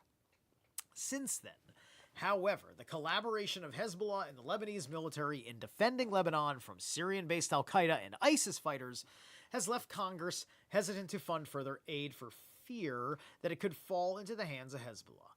On December 18th, 2015, Obama signed the Hezbollah International Financing Prevention Act, imposing significant sanctions on foreign entities such as governments, businesses, and individuals that use accounts held in U.S. banks to finance Hezbollah. Now, I'd be very interested to understand any of the gnarly little details, because we're talking about a period of time that is around the same time that, Barack Obama, well, I mean, just the point was during his presidency, and his decision to send the pallets of cash to Iran. In July 2019, the Trump administration, as part of the maximum pressure initiative against Iran, placed new sanctions against senior members of Hezbollah and announced a $7 million reward for information leading to the capture of 25-year fugitive terrorist Salman Rauf Salman. In June 2020, President Trump imposed additional economic sanctions against Hezbollah members inside the Iranian parliament. Okay. Future of Hezbollah. As one of the world's oldest Middle Eastern militant jihadist groups, Hezbollah has also proven to be perhaps the most resilient, despite being supported only by Lebanon and Iran. Hezbollah has managed to defy its many international opponents for over 4 decades. While Hezbollah's global terror network continues to expand, most experts in international affairs suggest that the group lacks both the military capability and desire for a conventional war with the United States or Israel. This assumption is illustrated by Lebanon's restrained response to an August 2019 Israeli-launched drone strike targeting Hezbollah supporters living in a Beirut suburb. While Lebanon's president called the strike a declaration of war, no military response by Hezbollah was forthcoming. Hezbollah leader Hassan Nasrallah stated only, "From now on, we will confront the Israeli drones in the skies of Lebanon." In the future, the greater threat to Hezbollah is expected to come from within Lebanon itself. In mid-2019, Lebanon became the scene of anti-government protests against the joint Hezbollah-Amal coalition that had ruled for decades. The protesters accused the sectarian government of becoming corrupt and doing nothing to address the stagnant Lebanese economy and soaring unemployment. Sure, but none of those arguments are reasons to be terrorists or to do anything extra. Like, there needs to be a lens that really examines life, right? Like, there's a life in America to be examined, to look into the particular relationship between the free market enterprise type person that's kind of middle to right in America versus middle to left in America, right? At this job I just lost, I was making good friends. He may even be listening because I sent him a link after they fired me. Shout out to this short-term coworker I found. We'll call him the J Man for now, because I don't think he wants his name said. I wouldn't know, right? And he proclaimed he's a Marxist, and we had some really awesome civil discussions. Seems like a good man, right? Who has his good moral reasons to be a Marxist based on what he sees for compassion for people, wanting to not be less like warlike, like the whole 9 yards. And my understanding about that disposition, having a somewhat right of center attitude about that myself, because of how much I was much more of like a Ron Paulite kind of libertarian before I kind of became an anarcho-nationalist for free market enterprise.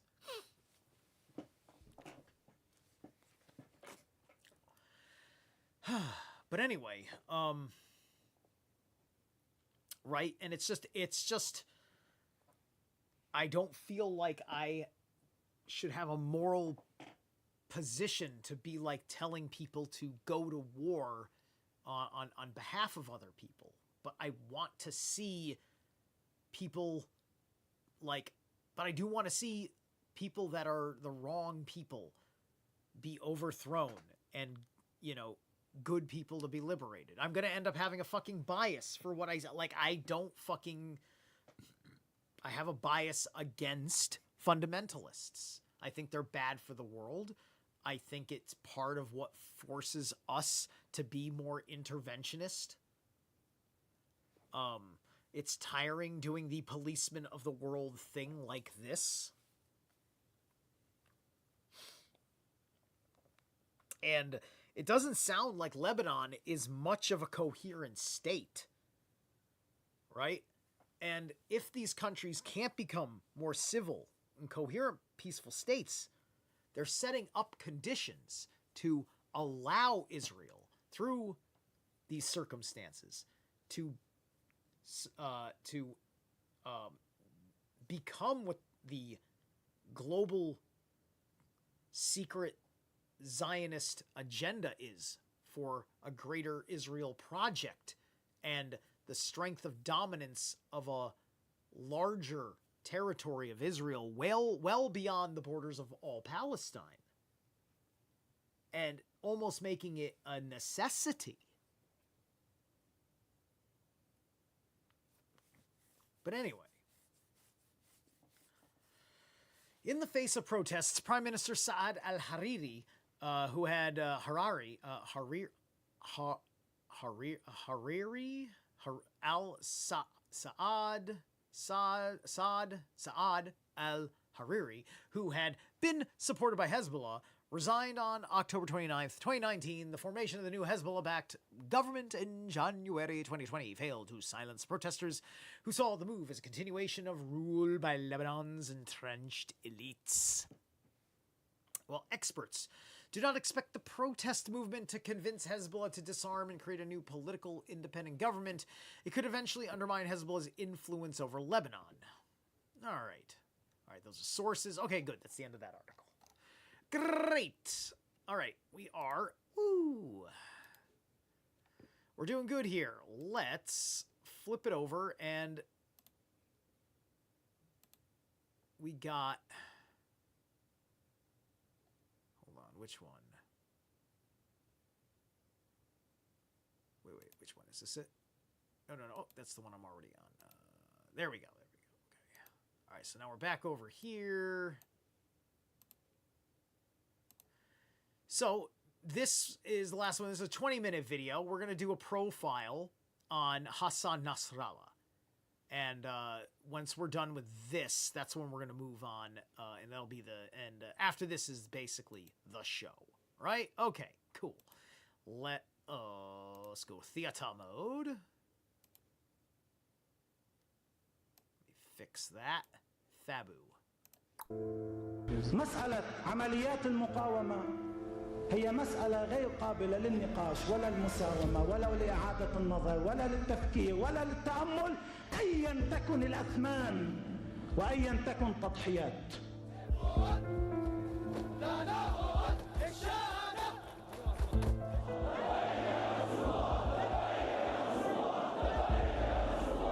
Hassan Nasrallah has been the dominant leader of Hezbollah for nearly 3 decades.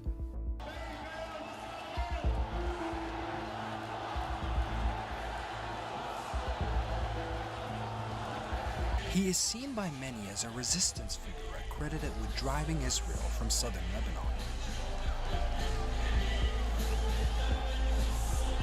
But for others, he's a controversial militia leader whose command of Hezbollah has led to an escalation of conflict in Lebanon and the region. So who is Hassan Nasrallah? And how has Hezbollah evolved under his leadership?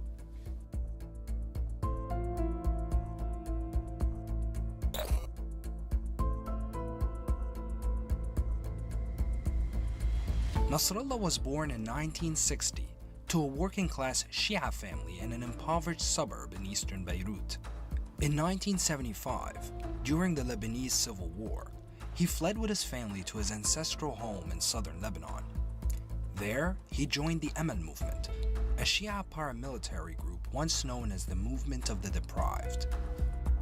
Nasrallah was interested in theology and traveled to Najaf in Iraq for Quranic studies.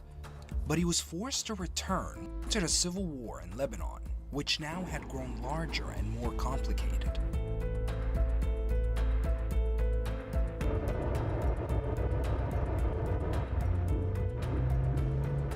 In 1978, Israel's army invaded to root out Palestinian militants, and again in 1982, laying siege to Beirut and destroying large parts of the city.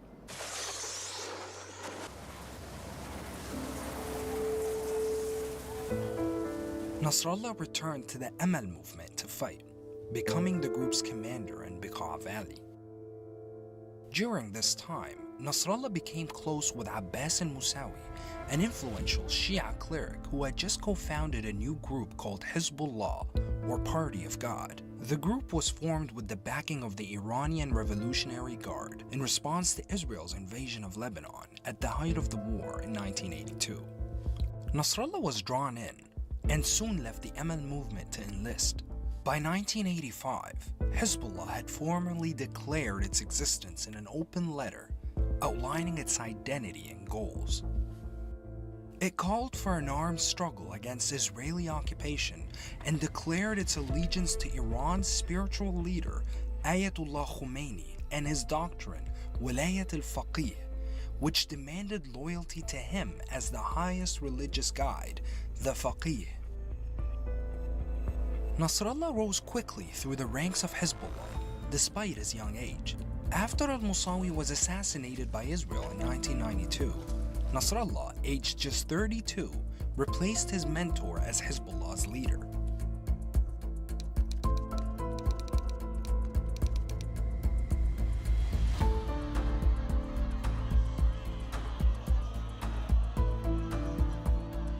هم يقاتلون قوة مخفية مخبأة قد تفاجئهم في أي يوم من الأيام بهذا العدد الضخم من الصواريخ.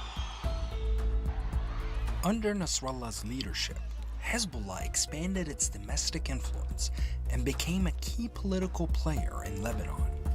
The group entered parliamentary elections for the first time in 1992, advocating for the rights of Shia Muslims and the Lebanese working class. He distinguished himself from the... They look like nurses in scrubs. Like... Like, you see this? Like, with the green? Advocating. Look at that. Those are like nurses. Those are nurse scrubs. Rights of Shia Muslims and the Lebanese working class. He distinguished himself from the country's growing class of elites by capitalizing on Hezbollah's role in resisting Israel.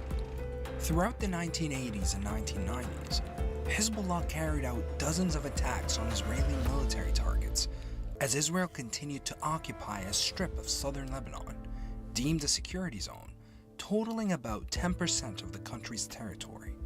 وقبل أن يسألنا الآخرون ماذا ستفعل المقاومة الإسلامية إذا انسحب الإسرائيلي إلى الحدود الدولية المعترف بها الحدود بين لبنان وفلسطين وستبقى اسم هذه الحدود الحدود اللبنانية الفلسطينية وبالنسبة إلينا لن يكون هناك يوم نقول فيه أو نعترف فيه بحدود لبنانية إسرائيلية. In 1997, now, he, like me and others, may be wise to the agenda of a greater Israel project and stand against that. And then there ends up being a hair of agreement that I also stand against a greater Israel. I would like to rather just see Israel chill the fuck out. But Palestine won't chill the fuck out. It's the whole mess of the situation. It's the raw deal situation. And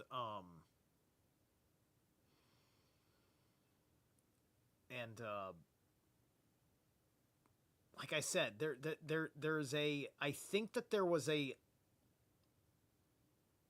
obvious argument that is too simple. Like, things seem very, very simple here, right? Because I think we're talking about a lot of poor people, right? In poor countries.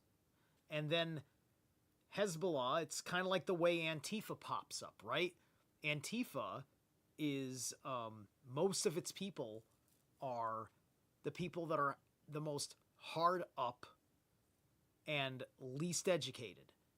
And then they end up having leaders that are not so hard up, more educated, obviously.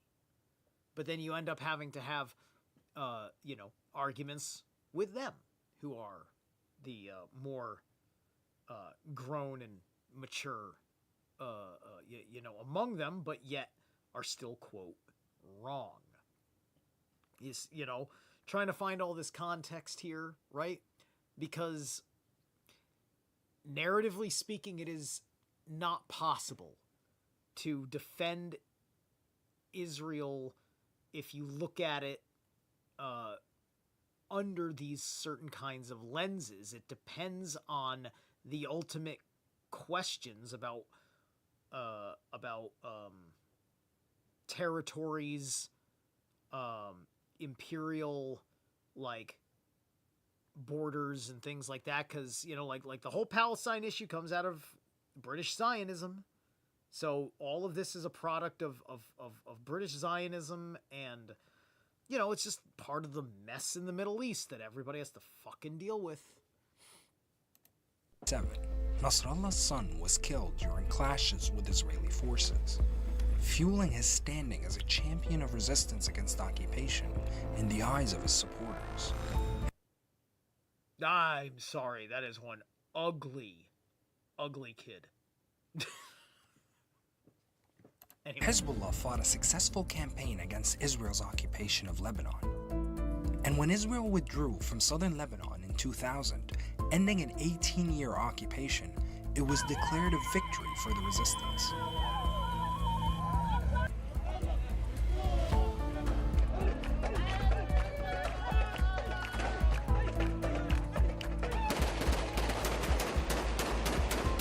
My name is Jay Prang, 55 years old, from Atlanta, Georgia.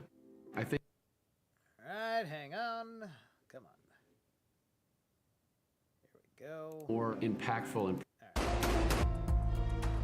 In 2005, Lebanon's Prime Minister, Rafiq al-Hariri, the country's most prominent Sunni figure at the time, was assassinated. He'd been a vocal critic of another regional player that had entered into the country, Syria, who sent thousands of soldiers to fight during the Civil War, but maintained a heavy military presence for nearly 3 decades. Many accused both Syria and Hezbollah of having clear motives to kill Hariri, something they both denied. His death would plunge Lebanon into turmoil yet again, and lead to a mass protest movement demanding Syria's withdrawal. Syria was a key political ally to Hezbollah. And although Syrian dominance in Lebanon diminished after the departure of its troops, the two maintained long-standing ties.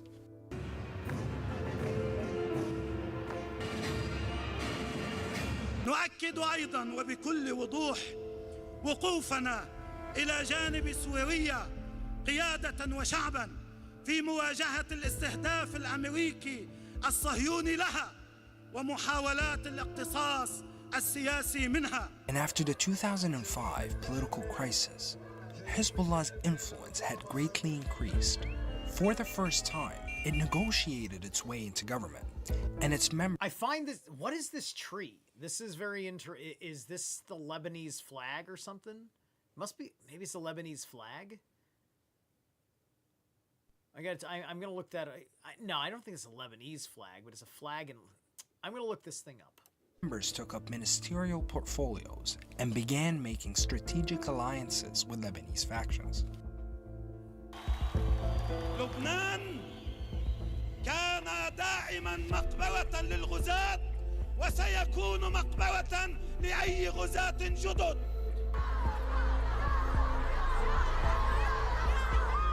Nasrallah relied on his charisma to boost Hezbollah's public image. He shored up his support in the marginalized Shia community, the largest of Lebanon's 18 sects, through low-cost or free social welfare services that the Lebanese government failed to provide. Under his watch, Hezbollah built schools, hospitals, and charity organizations. Okay, I just wanted to... So here's what a quick Google thing actually answers. Whoops. Because no, I guess that is the... Okay. The flag of Lebanon features a horizontal triband of red and white with a green cedar of Lebanon, the Cedrus Libran, centered on the white stripes. I like that they have this cedar tree on the flag. I am not a fan of these, bars. old flags didn't have like bars and stuff. Like we didn't really do much with flags way back in the day, except for like maritime purposes for identification and like wartime, and like if we had flags, they kind of had like royal crests on them and things like that. There's something very, I don't know, something bugs me about it, but the design. Two thick red outer bands envelope a wider white central band, which is exactly twice the height of each red band. The green tree touches both the top and the bottom red bands. Okay, so that kind of makes sense. It's like a heaven and earth motif, and it's the bridge. Meaning, the red stripes symbolize the bloodshed for liberation, while white represents peace and purity, and the green cedar stands for eternity, holiness, and steadfastness. History. Adopted on the December 7th, 43, shortly before the country gained independence from France. All right. If you are looking to purchase one, no, I'm not looking to purchase one. All right. Okay, cool. So so their colors are red, green, and white. It's a cedar. It's kind of like Christmas. All right. So, when war broke out again between Israel and Hezbollah in 2006, the group positioned itself as Lebanon's strongest military force, capable of protecting people in southern Lebanon and helping them rebuild their villages.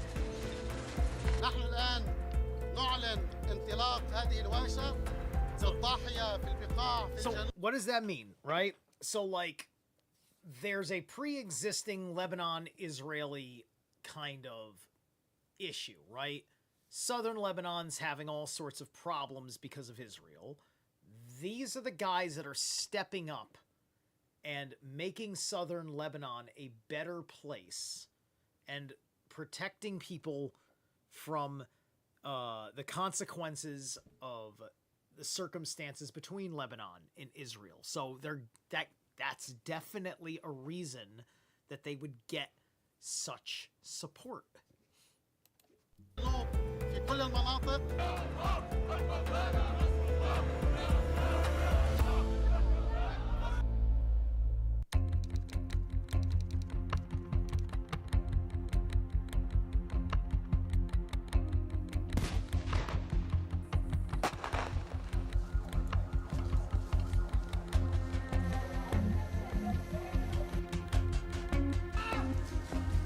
The war with Israel would prove to be the group's biggest turning point.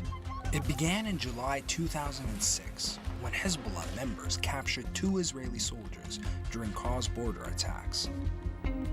Israel launched a military campaign into southern Lebanon, dropping thousands of bombs and missiles. The month-long war severely damaged Lebanon's infrastructure, displaced 1 million people, and killed more than 1,200 Lebanese people and 165 Israelis. But after 34 days, Israel withdrew. And Hezbollah fighters were celebrated as heroes across the Arab world.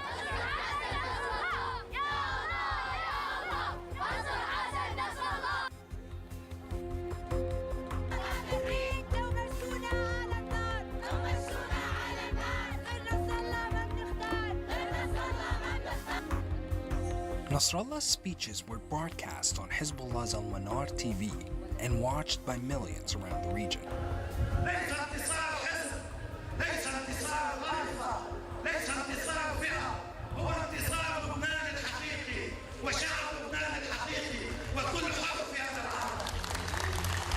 Hezbollah's perceived victory shattered the myth of Israel's invincibility and increased Nasrallah's popularity in Lebanon and the region.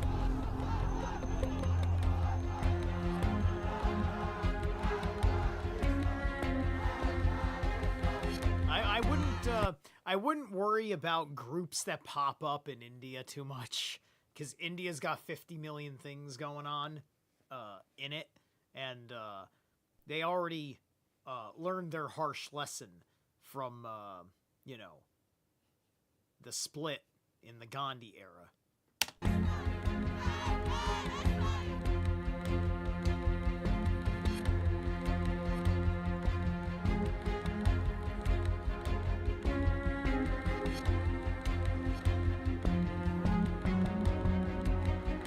Throughout the war, Hezbollah documented its guerrilla campaign to promote its military successes and battle readiness, eventually managing to dominate the information war.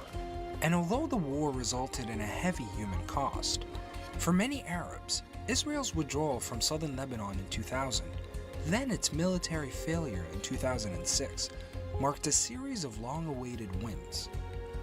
What everybody ought to know about protecting wealth when the reserve currency fails. Here's something being... There we go.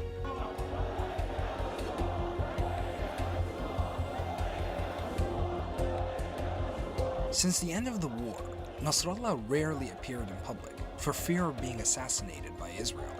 He kept his movements secret and spoke at rallies through video links, but his ambition for Hezbollah did not waver. Following the war, the group led a series of protests to demand a greater share of power and the resignation of the US-backed government of Fouad Sanyuro. In response, thousands of supporters camped out in central Beirut in a bid to overthrow the government. 2 years later, Hezbollah sympathizers and pro-government supporters clashed in Beirut after the government threatened to shut down Hezbollah's private telecommunications network. This time, the government caved and agreed to mediated talks in Doha that resulted in Hezbollah getting veto power over cabinet decisions.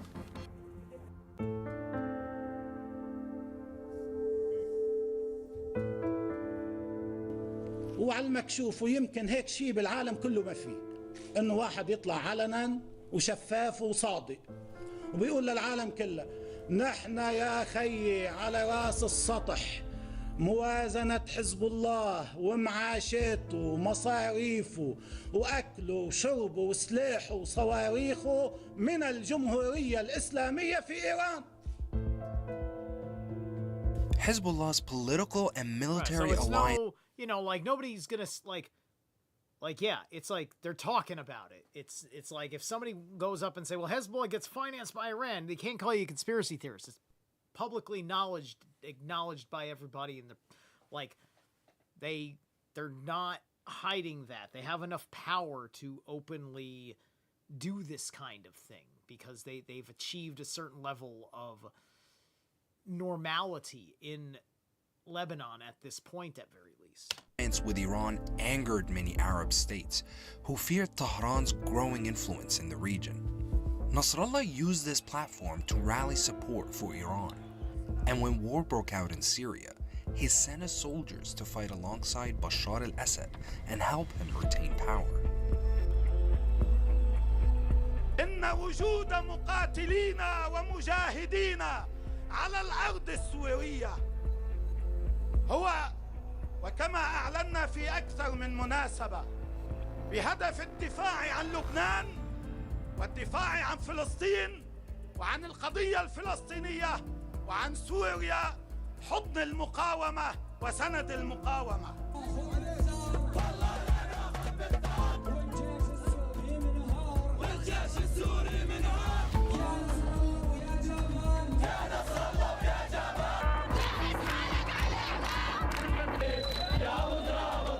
Hezbollah's intervention enraged the Arab world. It also made them a target for reprisal attacks. In 2013 and 2014, Islamic State militants carried out more than a dozen car bombings in Shia areas in Lebanon, killing dozens of people and injuring hundreds.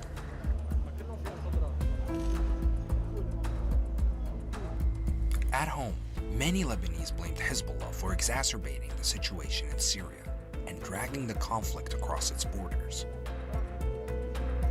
1.5 million Syrian refugees fled to Lebanon, further straining the country's economy. In 2016, the Gulf Cooperation Council designated Hezbollah as a terrorist group and began to apply pressure on Lebanon's government to limit the group's power. Countries like Saudi Arabia, which had been a key investor in Lebanon, began to shun the country's leaders. They threatened them with sanctions if they didn't curtail the party's grip over domestic politics and their role as a proxy for Iran. This diplomatic pressure, alongside Lebanon's economic crisis, began to push the country towards a breaking point. With skyrocketing prices, a deadlock in parliament, and a failure of basic services like electricity and waste management, the Lebanese people had had enough of the ruling elite, Hezbollah included.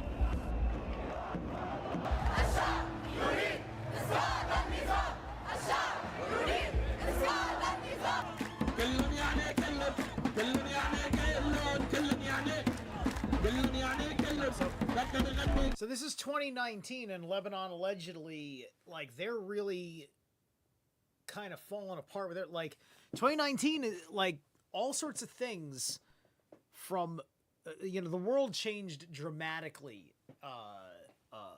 around 2019. 2019 is when all sorts of things were going down. There was the stuff going down in America just before the pandemic was going to become its thing with our Antifa types and whatever, which has continued up until this year with Antifa. You had mainland China was gaining its full control of Hong Kong, sadly, de-westernizing aspects of it, restricting freedoms that had been a protection of their British side. And, the people of Hong Kong were much more pro being part of that pseudo-British system because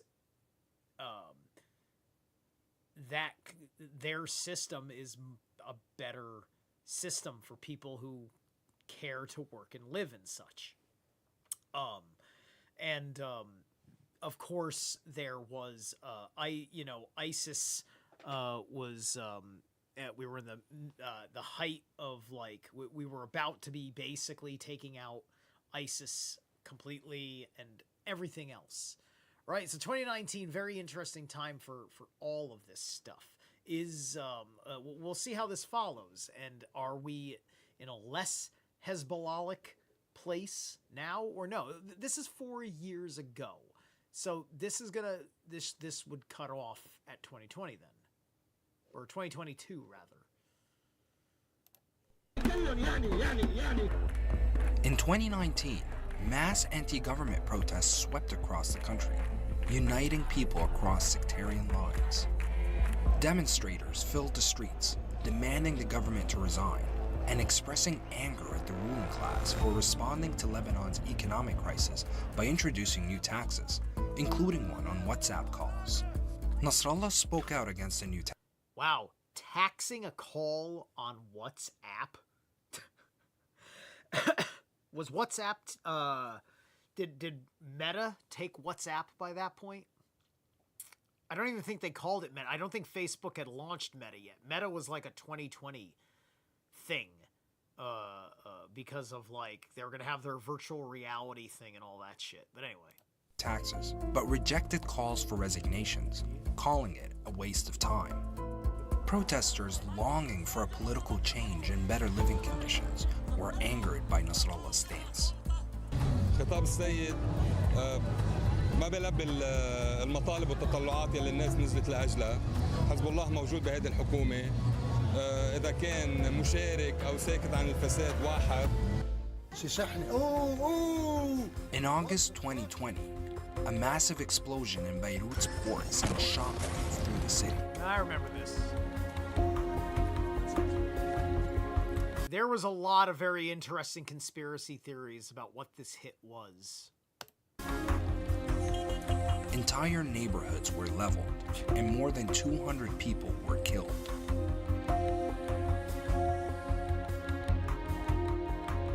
People keep asking me, how do we actually get an AI that's such a agent widespread on my team? Well, it's devastation. easy. Watch how I do it in Like 60 seconds. Explosion.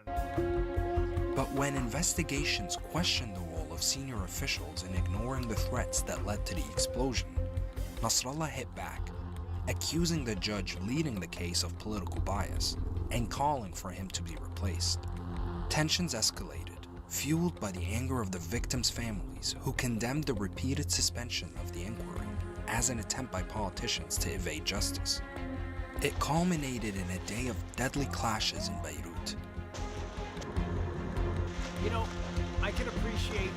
I can appreciate like this is August, little bit after August 2020, and you know they got way less masks on than America did at this point. first time in years, people feared the country was heading towards renewed sectarian tensions.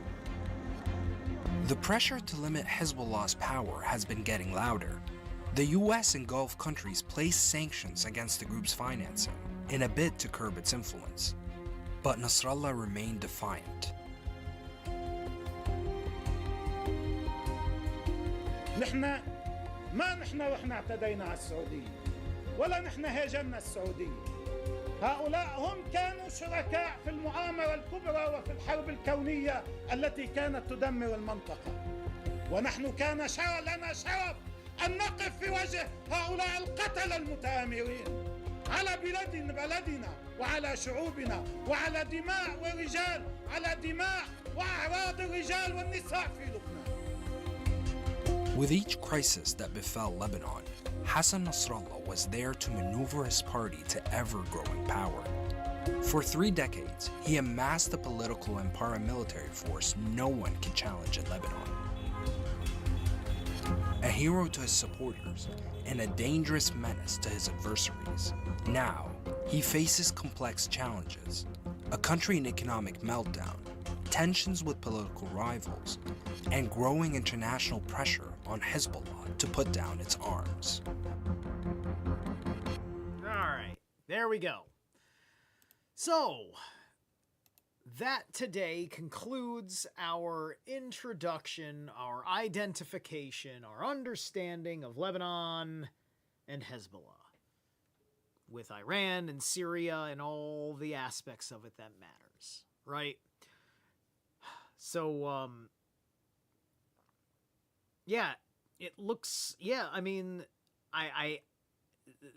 everything correspondent shows me, yeah, Hezbollah is just the Iranian Revolution for Lebanon, right? It would, you know, if Hezbollah took over that government, Lebanon would become little Iran, and then we'd have to be worrying about Lebanon being 2 weeks away from having a nuclear weapon. And Iran being 2 weeks away from having a nuclear weapon. And maybe even Yemen. If enough strength comes out of this little fucking 12er trifecta. And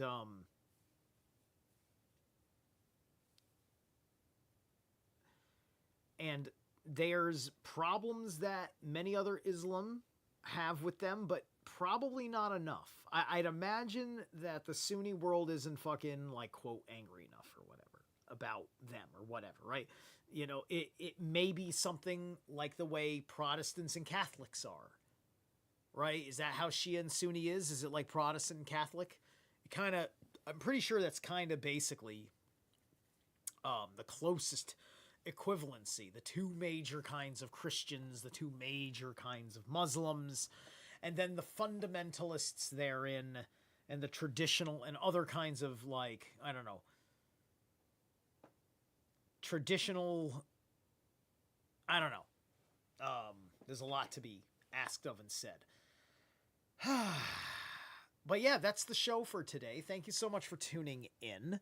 We'll figure out what I want to do next time. I will catch you guys on the flip side.